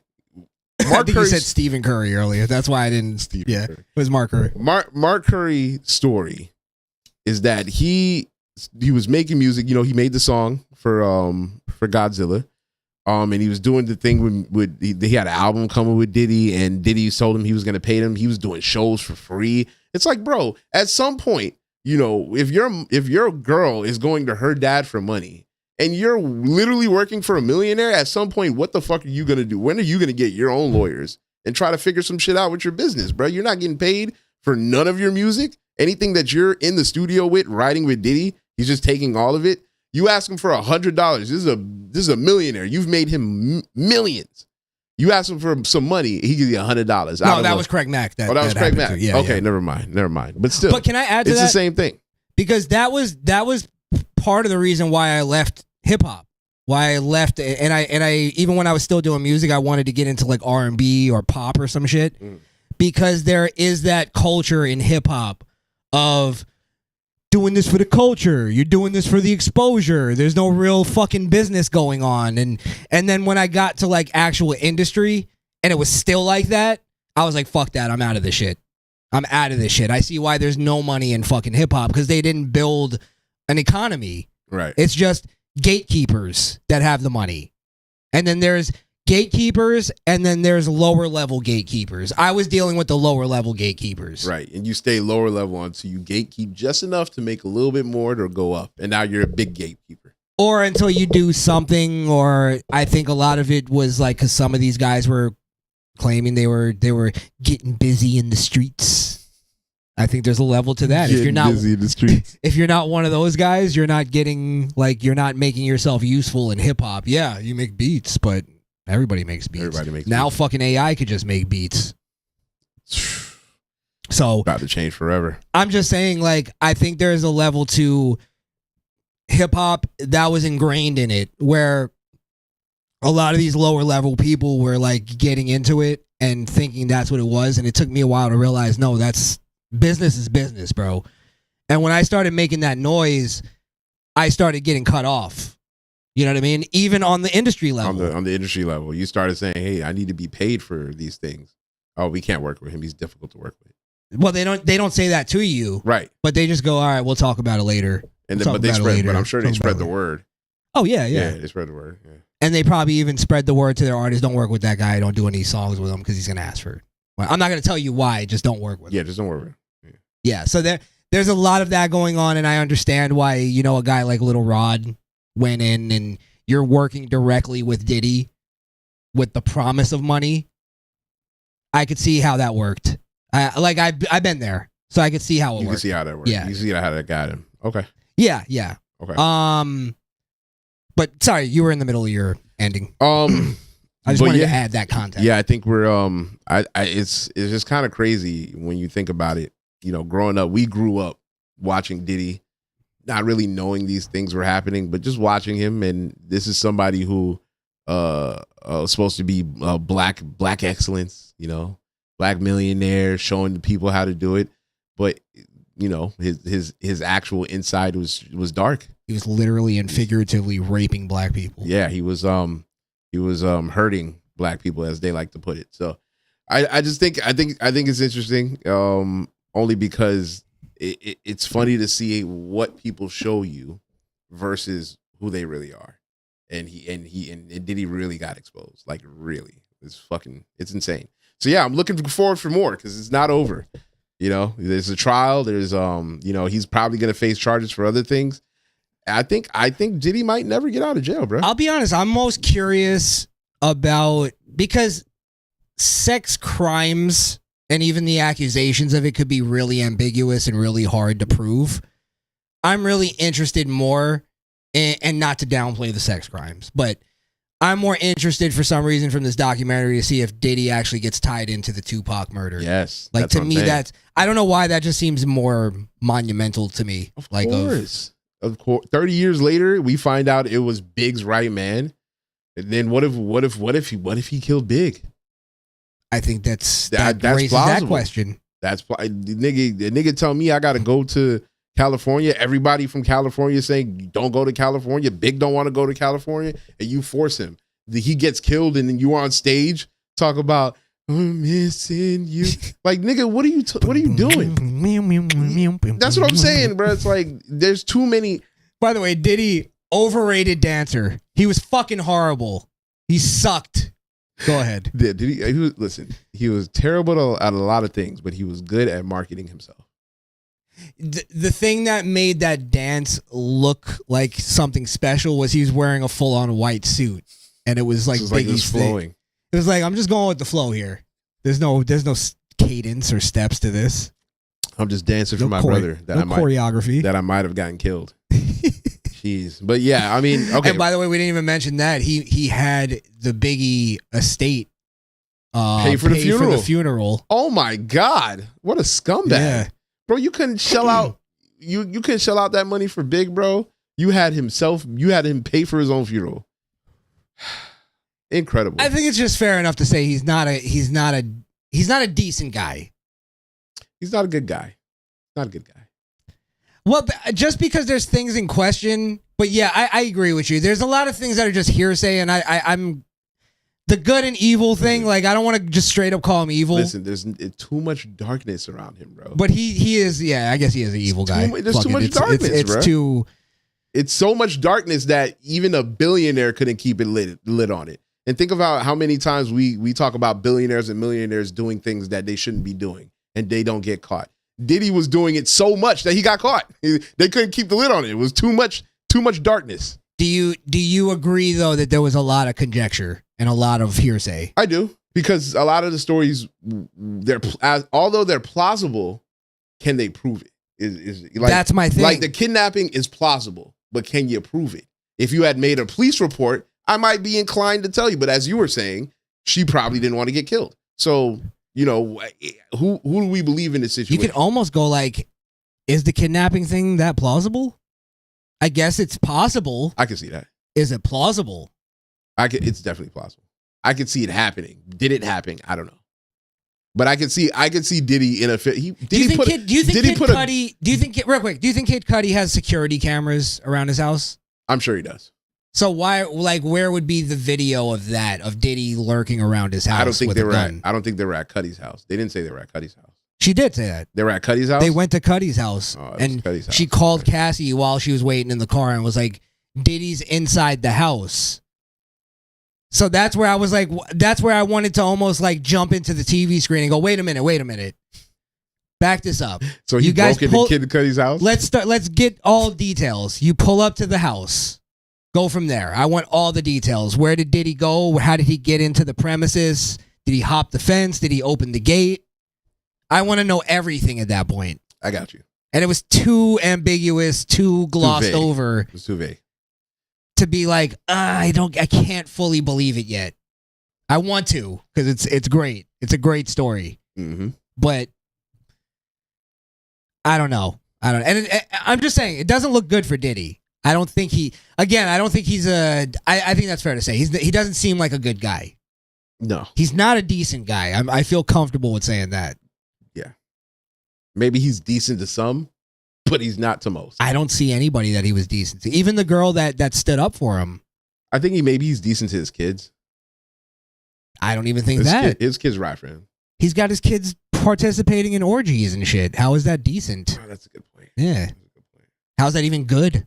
You know what? Yeah, fuck it. That's enough to just say he's a piece of shit. He's a degenerate. I didn't even think about that. Yeah. Yeah, definitely a degenerate. I get you. He wasn't beating his kids or doing. That's what I'm saying. Yeah, but as far as we know, he wasn't putting hands on his kids. But maybe exposing his kids to certain things is definitely still detrimental. Well, it's one of those things that if you were to ask his kids, "Is your dad a good guy?" They'd probably be like, "Yeah, of course." Yeah, and think about it. They're millionaire kids, right? So that's their money to them. Yeah, it's like a mobster. Most of them were really good family guys. Yeah, like their family loved them. It's like, yeah, they were good to their family. To their family, exactly. You know. So if there was anybody I thought maybe, but then you mentioned the sex thing, so I definitely could see that not being a good thing. All right, last word for sure. Yeah, then we'll move on. Yeah, I think I don't think Diddy's gonna get out of jail. I mean, I heard rumors that he was gonna make bail or they were gonna let him out or whatever. And I think even if they let him out, they're probably gonna arrest him later on something else. And we might see like really the end of like Diddy being free. It's crazy. And that's based off of maybe them tying him to Tupac. If I were to put my money on it, I bet Diddy goes free. Eventually. Because if I'm basing it off of everything I saw, and I'm sure there's obviously shit that we don't see, to convict him of like the murder of Tupac, let's say, I don't think there's enough there. No, there's not enough. Like based on the documentary. I don't think he's gonna get charged for that. I think Keefe D is gonna definitely like say it, but he's gonna be the only one to be charged because he's admitting. Yeah, he was in the car. Yeah, he was in the car. They have him on record saying it. The nigga said they were across the street when the ambulance pulled up. After they looped around and then came back, walked over. Moron. That shit was funny as a motherfucker. That's what he said. He ain't that funny now, huh? Fuck Keefe D. Piece of shit. Most of these people are just pieces of shit. You think Diddy's gonna get out? I mean, if that's the case, I didn't mean anything I said, and I think that Diddy's an upstanding, human being. I hope that he's able to spread love when he gets out. Yeah, I say bad boy, can't stop, won't stop. Yeah. I just bought Off the Grid.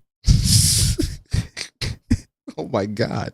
Yeah, I just got this new Sean John cologne. There you go. Yeah, fresh off the presses. I'm about to take my girl's cell phone. We gonna lock in. 48 hours of love. Brother love. 48 hours of brother love. Oh shit.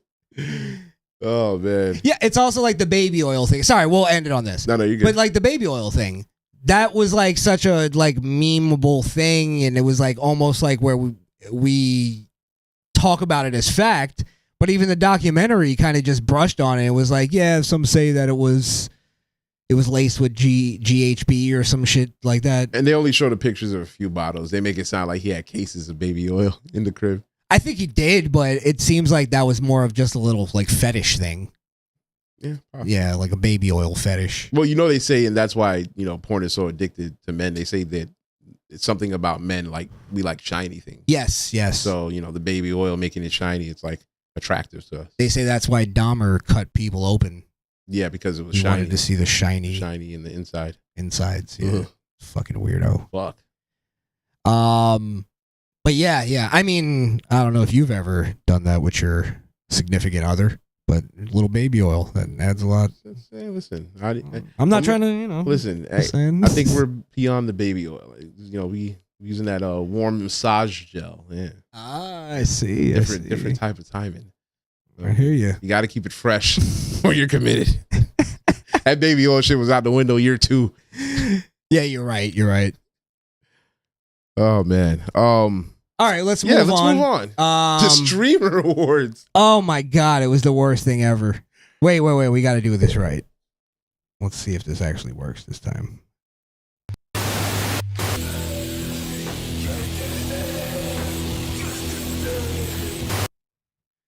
Little cringe TV. The streamer awards. I think it was proof that most of these people that we see online doing streams aren't really talented, nor do they really bring anything entertaining to the plate outside of maybe what they do.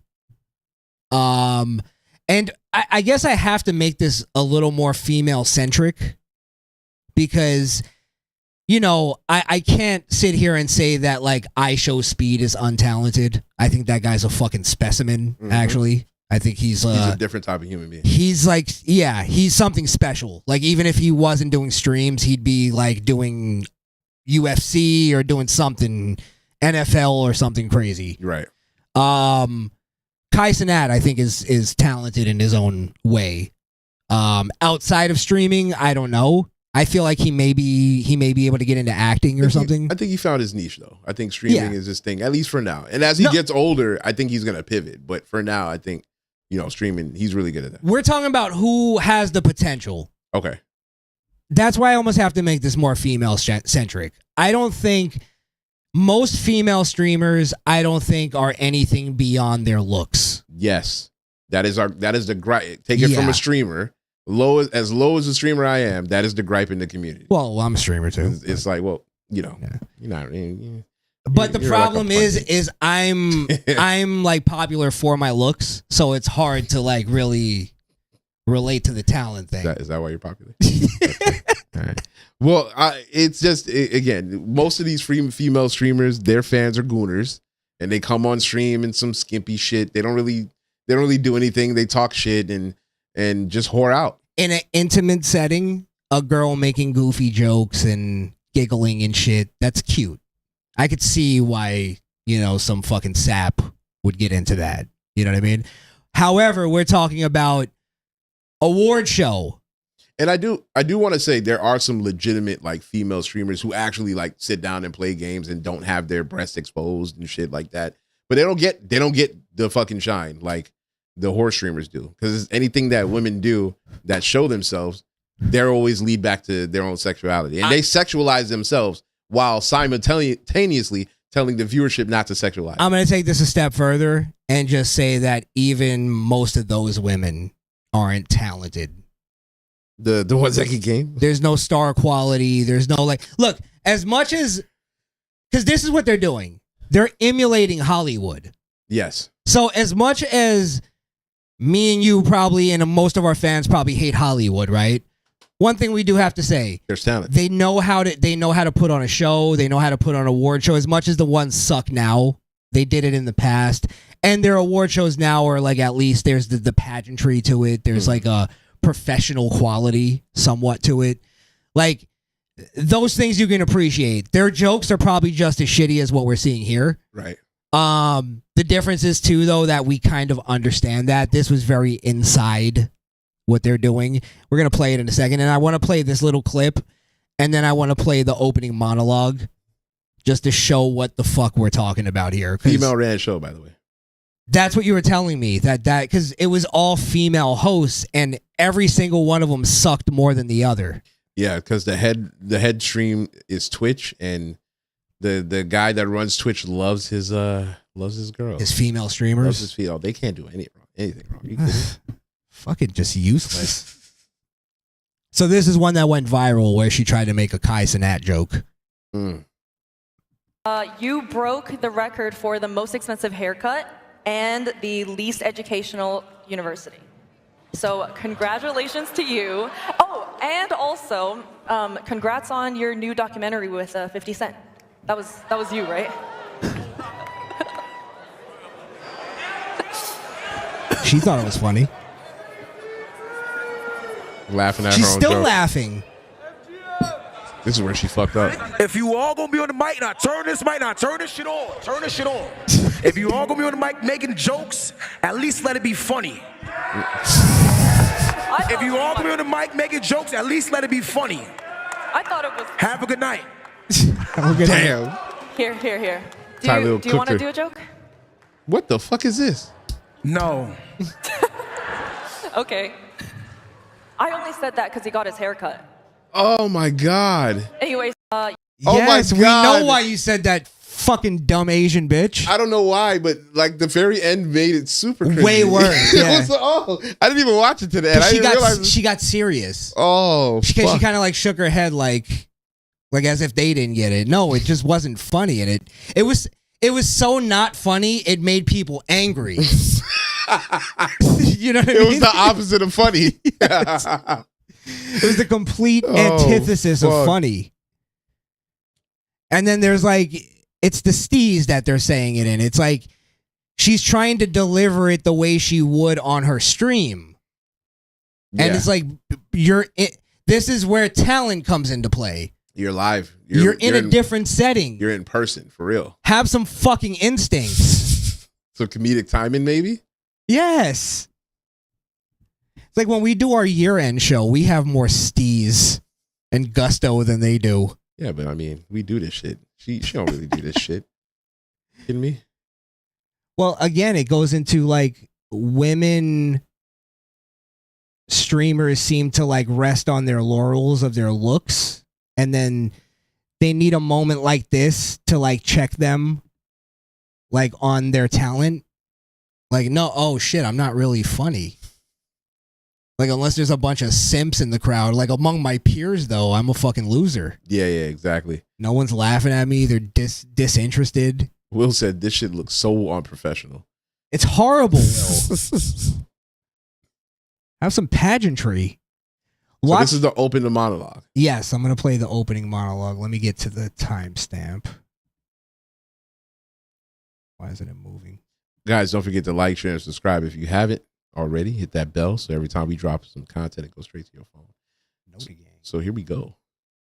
Give me 2 seconds. Let me get to the very beginning. Is that Sophia? So no, it's not. I mean, again, beautiful broad. Yeah, she's gorgeous. I'm sure this shit bangs on mute. It's just probably so crazy on mute. Oh, man. She's a fucking knockout, but for Christ's sakes, like, shut the fuck up. You don't need to be hosting an award show. Yeah, you should be the arm candy of the host. Let me just, I mean, she looks like she has horse teeth in this shot, but good looking girl. But now let the cringe unfold. You all know award show. We have a funny monologue. You rib on some of the people. You make some jokes, and then let's get into our first nominees, huh? That's what she's trying to do. Okay.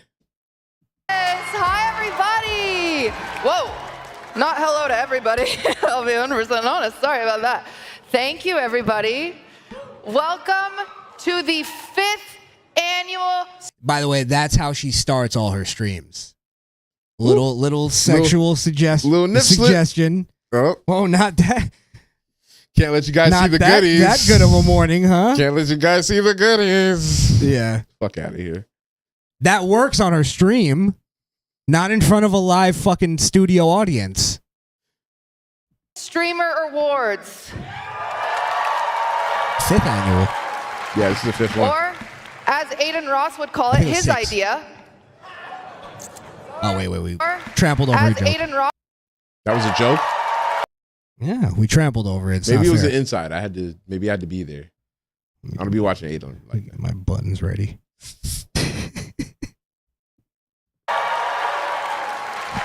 Or, as Aiden Ross would call it, his idea. What?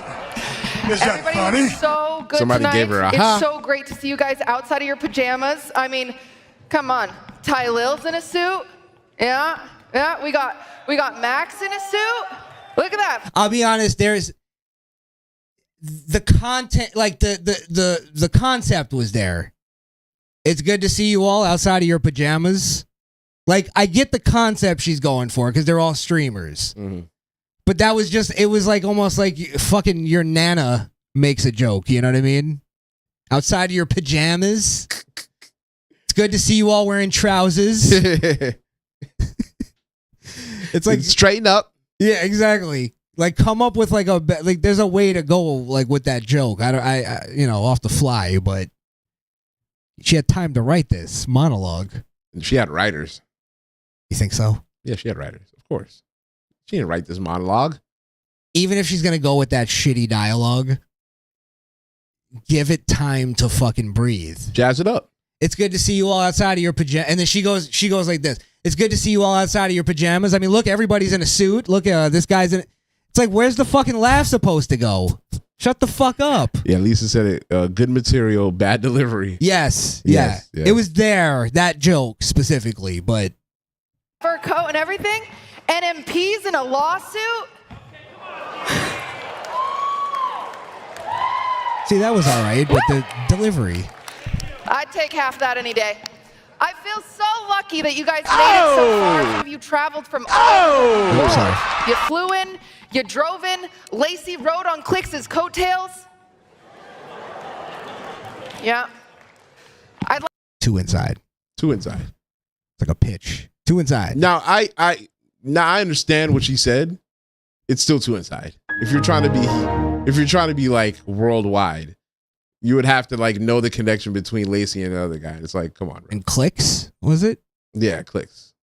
Who the fuck are those people? Lacey is a streamer, and he got popular from streaming with Clicks. At least use streamers that like we know. Drewski or something, or I think Drewski ain't there, man. Drewski doing NFL commercials. yeah, bro. he's fucking. Yeah, get the fuck out of here. Drewski laugh at this shit. Drewski, if Drewski throw a show, it's 10 times better than what the fuck they got going on here. Honestly, let me say two things. Like, seriously about the Streamer Awards. iShow Speed is above this shit, and he won Streamer of the Year, and he's even in there, and you just look at it, and you're like, bro, you're way better than most of these people. Two, I think Kai Cenat should actually won Streamer of the Year. Okay. Yeah, I think he actually put way more work into his streams. He had like a pretty big year for streaming. I actually think the Burnt Peanut should have won Streamer of the Year. Fuck is that? We'll get into that later. Does he do streams with clicks? No, he doesn't. Oh, okay. Funny guy though, and he's a Republican. Although he won't come out and say it, but he's definitely, none of them are gonna make he's it. definitely a Trump supporter. No, he won an award that night. Oh, he did. Yeah, he did because they couldn't deny him. The nigga's too funny. What about Asmongold? Nah, they ain't giving Asmon shit. You kidding me?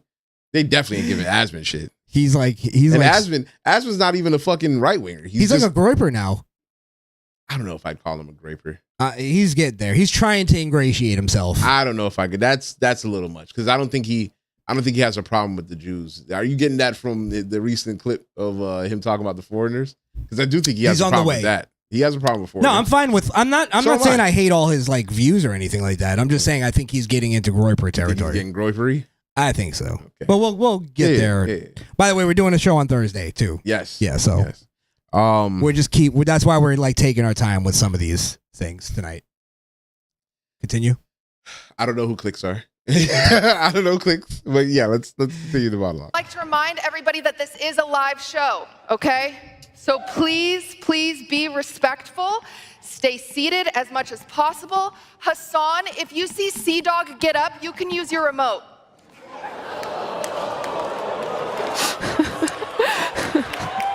I wanted to laugh because it was a good joke.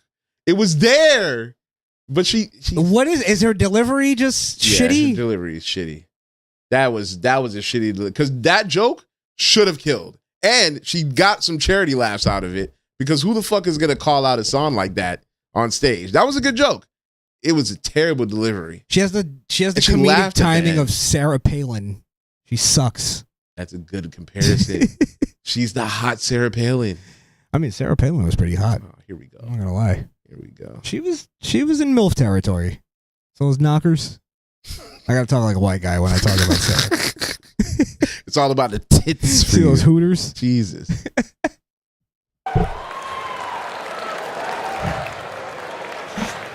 A lot of people have accused me of rigging the awards, okay? And I just want to once again wholeheartedly deny that. The actual person who rigged the awards is Dante. Where is he? Where'd he go? Oh, wait, Dante, you're right there. It was you. Yep. I'm sorry. You've always been nice to me. You can never make anyone mad. I figured you'd take this, right, Dante? Right, Dante? He'll take it. He said yes. He said no. Damn it. Why don't you just fucking die already? Fuck, that was so cringy, bro. Why you gotta be such a bitch? Hey. I feel like that was cringe. I can feel the nervous energy coming off of her, bro. I can feel it, bro. She's nervous and she won't stop rambling. That's how she's trying to get through it. Her chest is turning red. Yes. That's how embarrassed she is from that bombing. Bombing. She's bombing. She's fucking, what is it? Fat man and little boy right now. Yeah, somebody call Sandman, man. She's over, bro. This is over. They need to drop this bitch on the Gaza Strip. Oh, fuck. Holy shit. Drop her monologue. Oh, shit. That moment, that's one of those moments, again, maybe works on stream. It might be a cute little moment on stream. Doesn't work in front of an audience. She doesn't have the talent to realize that. The talent or the instincts. That was tough. That was a tough watch. Like There's most more, of these right? people in this room. A lot of changes have happened this year.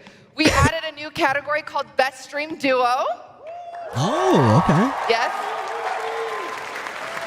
With nominees like Arky and Yugi, Sea-Dog and Iron Mouse, Agent and Ozempic.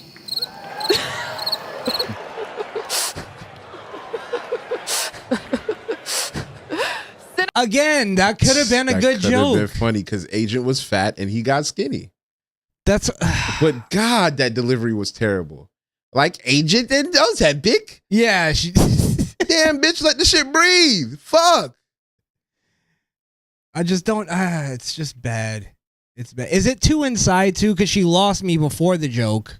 It might be too inside. I don't even know the joke either, but I understood the concept of it. She's probably I put it together. She's probably talking about a fat streamer and Ozempic. Yes. Like it makes sense. Yes.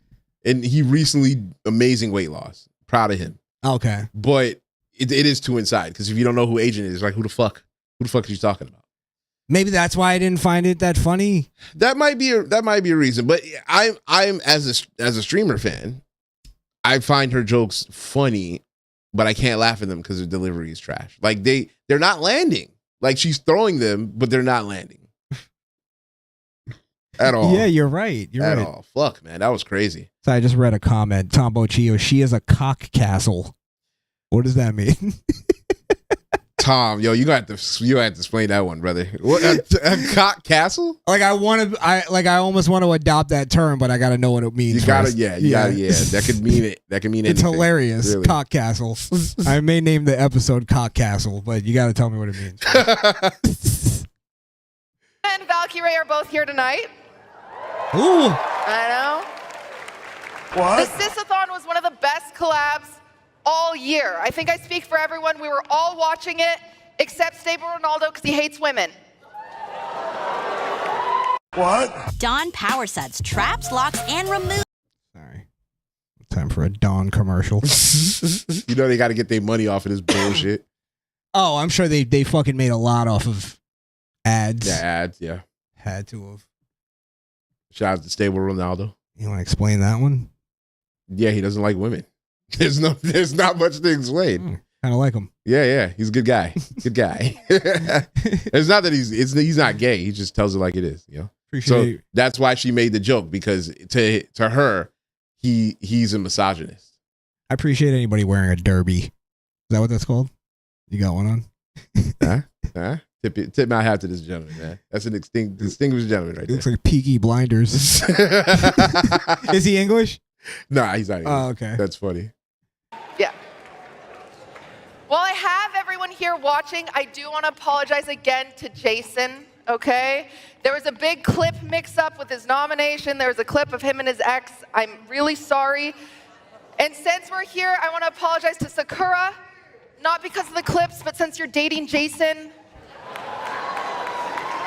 Sorry about that. That was a girly joke. There are so many great streamers here tonight. I don't get it. It had to be a girly joke. It was about dating somebody. Who the fuck cares? Who this nigga's fucking, bro? Is that like that's like TMZ kind of joke? Yeah, it's like that goes over on that. It's like what's T?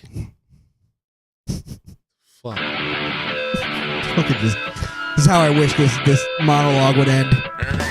Just straight dropped on her head. Boosh. There's no holding me back. Just fucking snap of a weight set. Oh my god. Fuck, that's dark. Hey, let's give it up for Kai Cenat.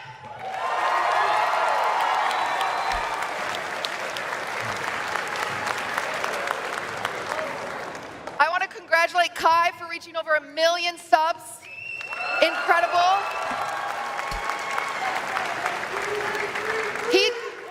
He just barely beat out Queso, who could only eat 900,000 subs. Yeah.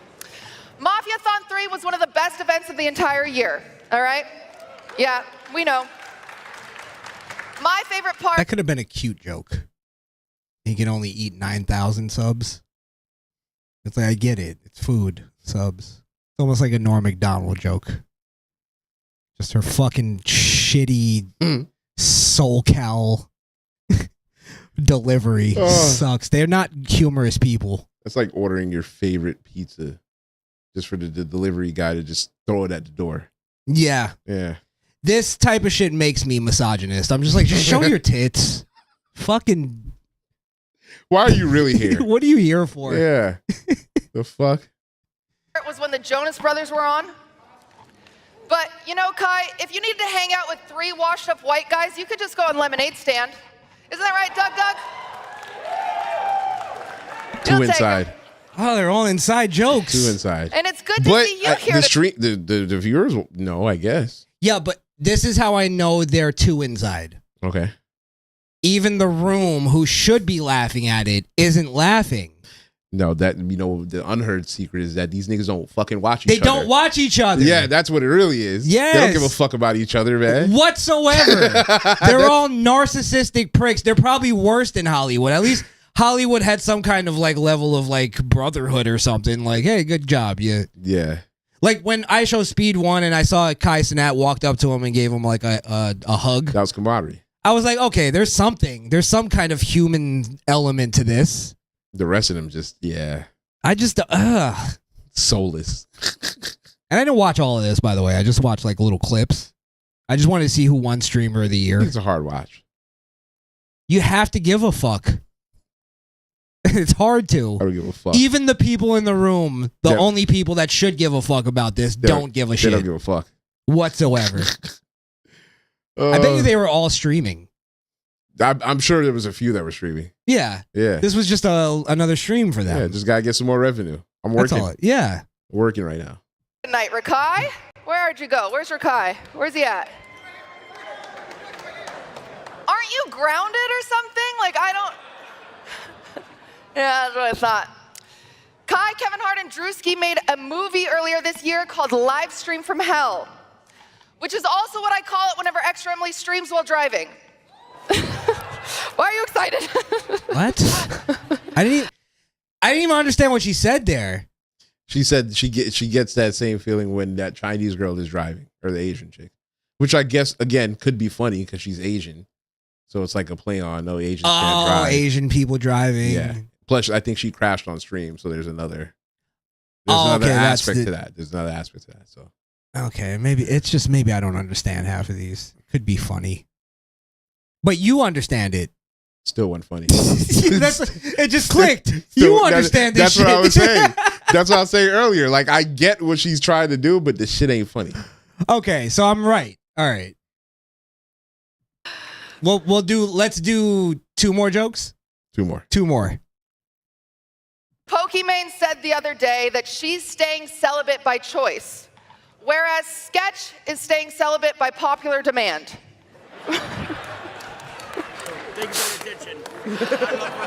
Oh, look, it's a guy that used to act retarded. He's still acting retarded. That's what pisses me off.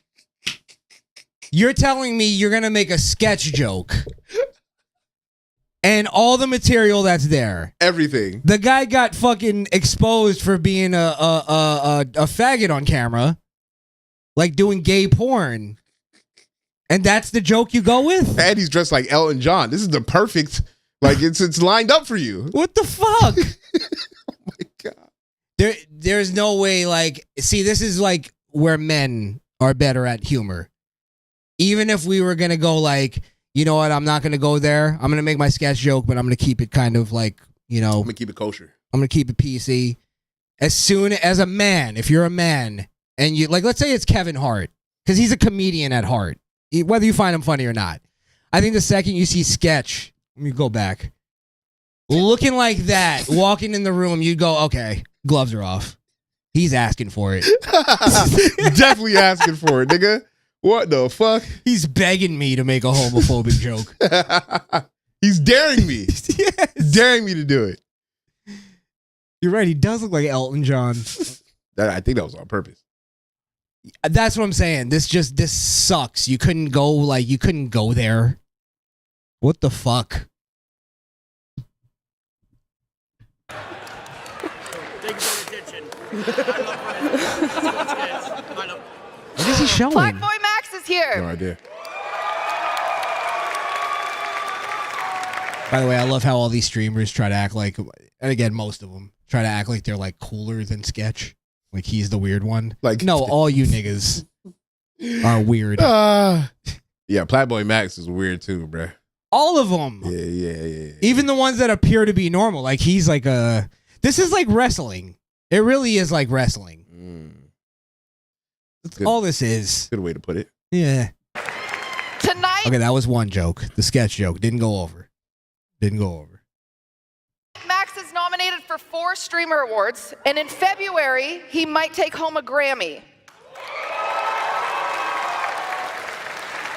Whereas Austin's show is here. Which means next year we ain't gonna see this nigga ever again. Yeah. He win a Grammy, he's out of here. Not coming back to the Streamer Awards. Are you kidding me? Grammy award winning. A Grammy award winning, and he's at the streamer. Fuck out of here.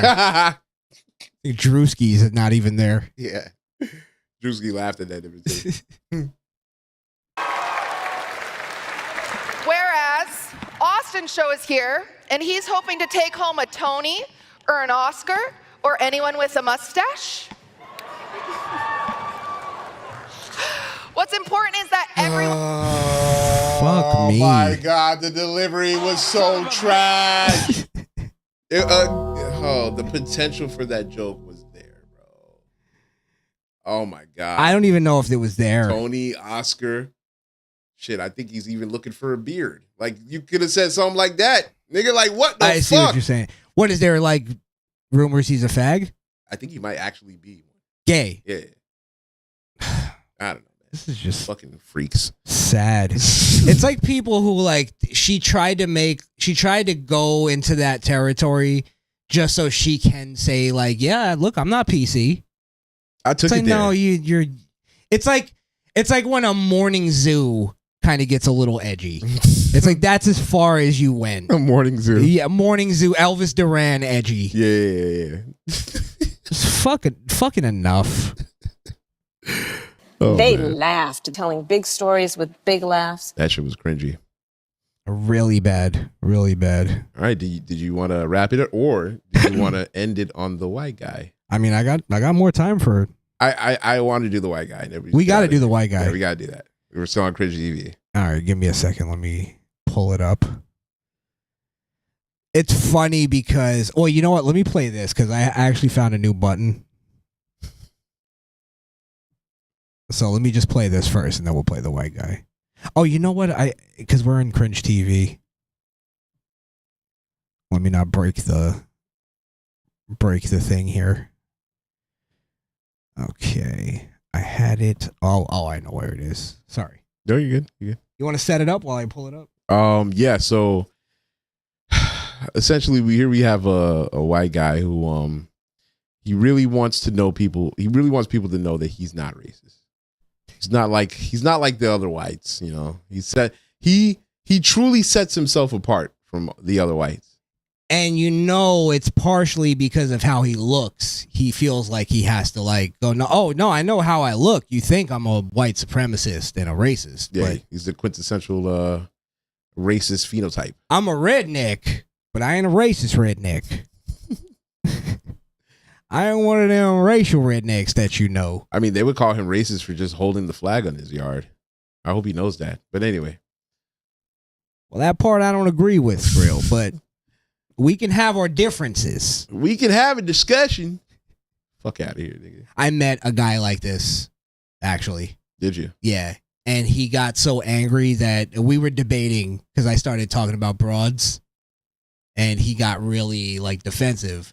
And I'm thinking, oh, this guy's a redneck. We were on a stream together. This guy's a redneck. I think, I can toss the ball. He'll catch and throw it back. Mm-hmm. So I was like, yeah, I don't think women should be able to vote. I threw out a softball. Mm-hmm. He got so fucking angry to the point where he threatened to whip my ass. So he was white. What was there a girl in there? Yes, because I started making fun of a broad. And she was even laughing. Like I was making a comedic. You know what I mean? He was white knight. He was white knighting. Yeah. And I'm like, bro, you're like a giant redneck. What the fuck are you doing? I mean, look, there's a lot of them that feel like they have to like do it extra. Just because you're a certain type of person doesn't mean that you should act as that person should. You know what I mean? Like there are certain ways that rednecks are supposed to act that some rednecks don't. Same thing with black people. There's certain expectations that black people are supposed to have, and we don't have that either. So yeah, but there's certain things that even like a redneck should, like all rednecks should agree that women are not as strong as men. Typically, that was the whole argument it went to, And he just wouldn't admit it. And I'm like, bro, you're not a redneck. You're not a real redneck. Damn, you questioned his redneckness. Yeah. And then he went off on like, oh, well, because I'm like, I'm from the South. And I'm like, I'm from South Florida. He's like, that ain't the real South. And I'm like, yeah, I could agree with you actually on that. But go fuck yourself. Yeah, for sure. Sorry, but let's play this. I'm just wanted to point that out that I have actually come across guys like this where they have to be extra with it because of how they look. They feel like they're the quintessential look of the person that's the enemy of the left. The left, yeah. So I have to show you, I'm not. Plays the Eminem, I forgot. The cringiest one, too.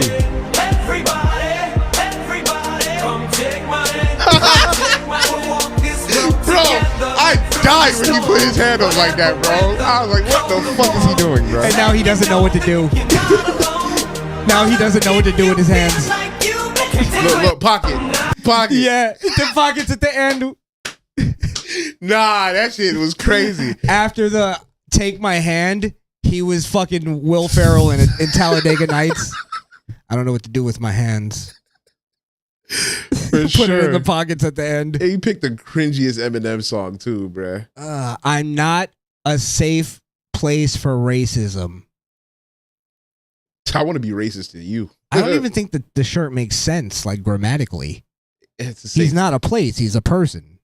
He's got his noun wrong. You know how they know anybody can be anything nowadays, Chris.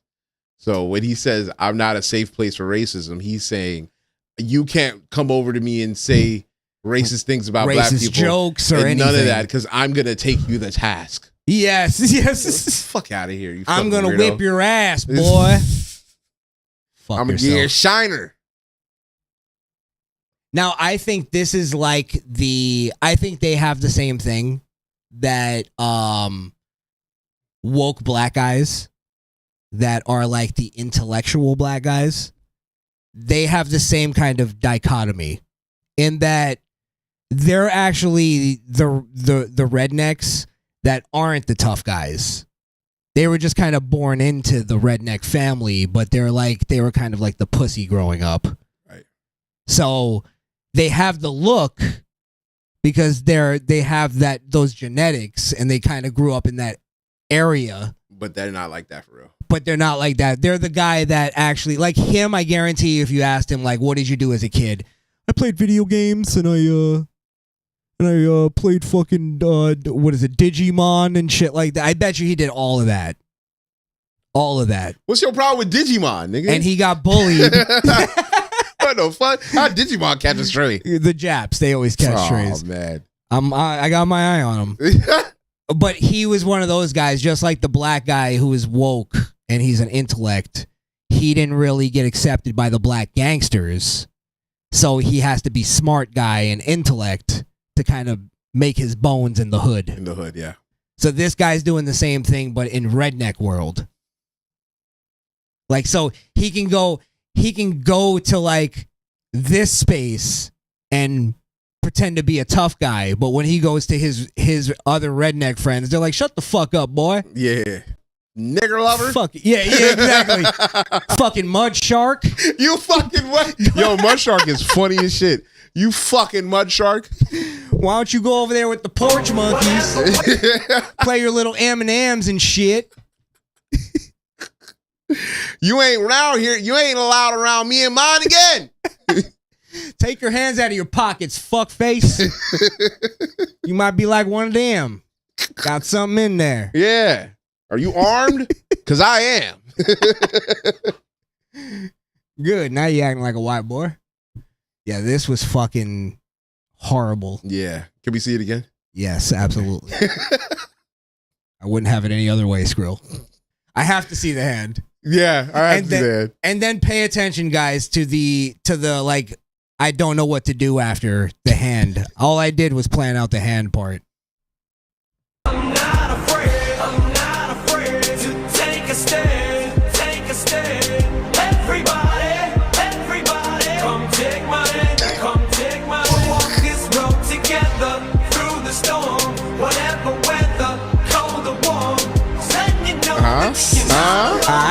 Look at that. Look at the shirt. Yeah. Okay. Orange Cassidy. Right to Orange Cassidy. Oh man, this guy, yeah. You said Tom Bachia said it the best. This guy's the fun police. Yes. Yes, definitely. Not a humorous bone in his body. He's not the life of the party. By the way, also let's not pretend that this motherfucker didn't grow up making racist jokes and making jokes about Mexicans and Puerto Ricans and homos and fucking everything that you could think of. Yep. And Jews. Fuck out of here. At least he grew up around that, and part of him was probably like, these people are ignorant. Like, yeah, maybe, like but fucking at least it's funny. It's crazy. That's horrible. Lisa Marie said, "Does he really think we can't see his giant stomach?" Damn. Yeah, fucking racism is 3D on that nigga. Fucking crazy. Oh shit. Yeah, that was cringy though. Thank you, sir, for the cringiest thing that I've ever seen. I appreciate it. Even after the streamer awards, because nigga, that was worse. That was way worse, bro. And those were broads trying to be funny. Because you're a man, you should know better. Like, what the fuck? Who does that to a camera, nigga? Oh my god! Like, you put that out? Yeah, he and I think he edited it too. He took his time with that. You think there was more in there? Oh yeah. I think after he did the pockets, he probably did one of those. Sat there for a second. Yeah, like, he probably did one of those, you know, where you stand up on your toes and yeah, did that a few times. You know, little on the beard. Yeah, he like a point that he just got bored himself. He's like kick a rock. That's just sitting. You don't know what to do anymore. He's just there. It's like fuck. I got to cut all that out. I can't use any of that. Let's cut it out right at the pockets. Right at the pocket. Perfect. You know, he actually cut it before that, but Instagram fucked it up. So we got to see the hands in the pocket. Because it didn't go fully into the pockets. Oh no. Look at those big fat knuckles too.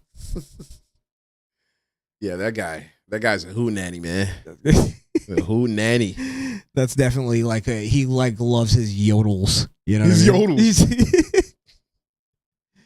Look at those. You know when the knuckles sink into the fist, you know you're a fat bastard. He's doing all this for niggas that wouldn't even spit on him if he was on fire. That's the funniest part of me, nigga. You're right. They wouldn't even piss on you if you was on fire, bruh.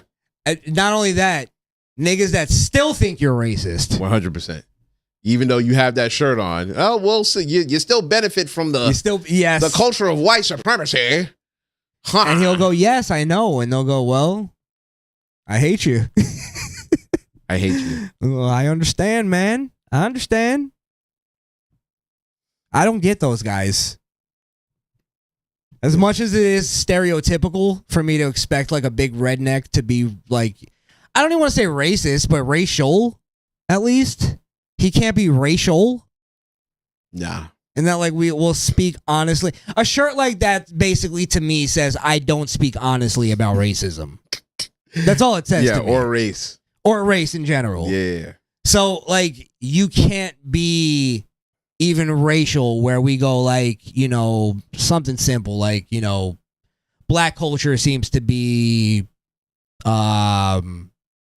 connected or it justifies criminal behavior. Something like that. Right. Or like hip hop. Or I don't know. I'm trying to think of something light, like a light racial argument.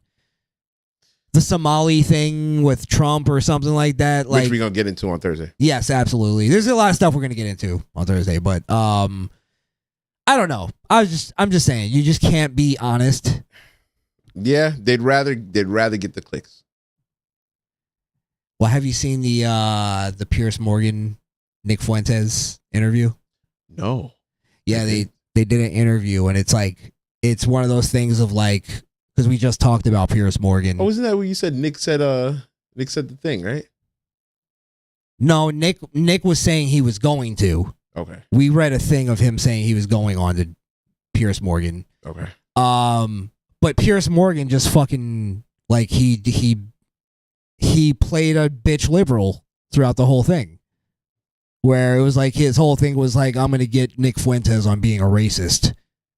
And it's like, I mean, I think Nick Fuentes kind of admits. I think he's okay with that. To that. But then I don't know. At the same time, I don't think he does. But it's like he's trying to get him like on gotcha moments of like, you said that women shouldn't be allowed to vote. And Nick was like, yeah. And it's like, even somebody like me who I don't like Nick Fuentes at all, I'm like, yeah, I get him. Yeah. Of course. Hey. What's the problem, Pierce? Make your argument. Instead of trying to catch him in something, yeah. Yeah, instead of trying to villainize the guy. Like, there's so many ways to do it and so many smart ways to do it, I think, that he just fucking took the easy route, and it was lame. And it showed that he's a bitch-ass liberal, like I said last week. Yeah. He's one of those, the Stephen A. Smiths. You know, he sounds cool when he's saying something that we agree with, but at the end of the day, he's a bleeding liberal. Charlemagne, Yep. Steven, Bill Maher. I tell you, I put him in that same bleeding liberal. I agree. Although I think, Charlie's death really did affect Bill Maher, I still think he's a bleeding liberal. For sure. Yeah. I wanted to play this before we get out of here. Did you see this? Yeah, I did. The new button, is that the new button? This is the new button, ladies and gentlemen. I guess this kid was in had that the laughing gas from a tooth extraction or some shit. A little nitrous oxide. And it seems like he's a singer. Because he really belts out this one. Got the pipes. And this is, I guess, when you get on that nitrous thing, you kind of have like a spacey thing. You've seen the videos. Yeah. People just blurting out whatever. Say some random shit. This is what he blurted out. This is what his brain thought of. This is why I'm afraid to go on nitrous. Because I feel like this is what would happen. We should do a nitrous stream. Crazy. Never gonna bring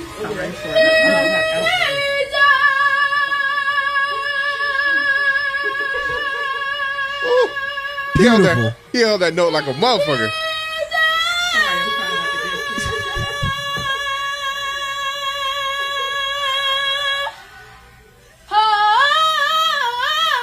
Oh my God. He's killing that shit. Damn. Oh boy. That was beautiful. That might be the most majestic nigga I've ever heard. Yeah, I almost teared up on that one. It's like Pavarotti or something. Reminded me of that time Mufasa appeared in the clouds. The first time I heard Andrea Bocelli. So yeah, I had to play that because for the simple purpose of adding that into the sound bank. The blend bank. What are you gonna call that one? It's just nigga. Nigga. Okay. Singing nigga. Singing nigga. Fuck. It's on my pad. Like, what did I call it? Or what are we just calling it in general? I think I like singing nigga. Because on my button I have a little singing monkey. That Can you change that? Can I request that as like the B mic? Like what the fuck? Singing monkey is crazy. Damn. Nigga turned into H&M over here. Oh damn. All right. He should All right. Anything else you want to do before we get out of here? Nah, man. I think that's good. We gave y'all a lot. I think we gave y'all a pretty decent breakdown of that Diddy shit. So a little appetizer to wet your beak. Yeah, Thursday's gonna be a good show, man. We got a lot of shit planned. Yeah, we have a lot of stuff to get into. We just wanted to have a little fun stream tonight. Yeah, man. And the Diddy thing was, I don't know, just felt like it was something to touch on. Why? Stop using that phrase when you talk about Diddy. I just wanted to feel up on the story a little bit, Oh, man.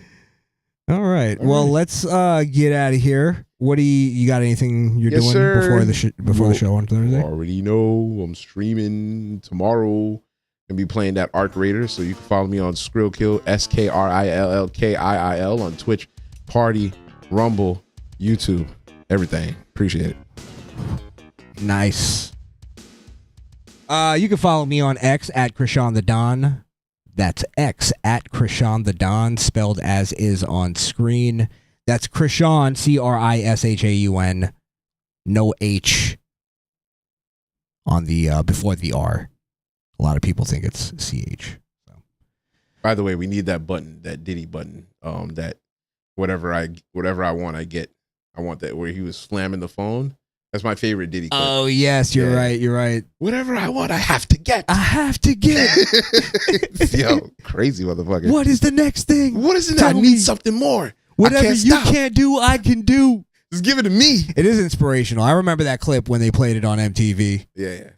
It's inspirational, but then when you know what's behind it, it's like, damn. Jesus. In the context of, sexual conquests. Seems a little aggressive. Whatever I want. Aggressive and needy. Have to get. Nigga? Yes. Oh, are you kidding me? All right, guys. All right. You can follow us on Podbean if you want the audio version. I may put this one up on Podbean. I think it was a good audio snippet.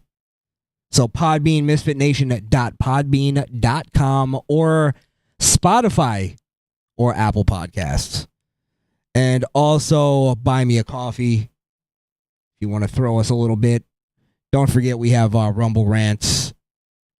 I don't think we have Super Chats yet on YouTube, but we're coming up. We're coming up. We're almost coming up on 500 subscribers. This is our backup channel, so we did have more than that before, but we're building. For anybody that doesn't know, we have to throw out our little bit of credentials. Hey man, we've been around the block, man. We've been here. This is our second go around. We get around. Exactly. And YouTube. If you're on Rumble, go to YouTube. If you're on YouTube, go to Rumble. More importantly, go to Rumble because that's where we're trying to build our little coalition at the Misfit Nation on Rumble and on YouTube at the Misfit Nation podcast. I am trying to get our old URL back, so hopefully we'll get that. And that's pretty much it, ladies and gentlemen. Thank you so much for tuning in. We are out of here. I thought I told you that we won't stop. I thought I told you that we won't stop. Ding, ding, ding, ding, ding, ding, ding, ding. Peace. Hallelujah, holla back. Fuck off.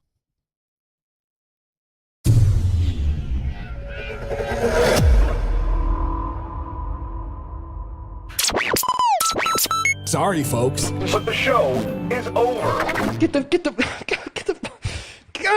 fuck out! Go ahead and follow us on Rumble At the Misfit Nation. and you can also follow us On X. at the Misfit Nation. And if you want the audio version of the show, go over to Apple Podcasts, Spotify, or Podbean. That's misfitnation.podbean.com. America's most dangerous.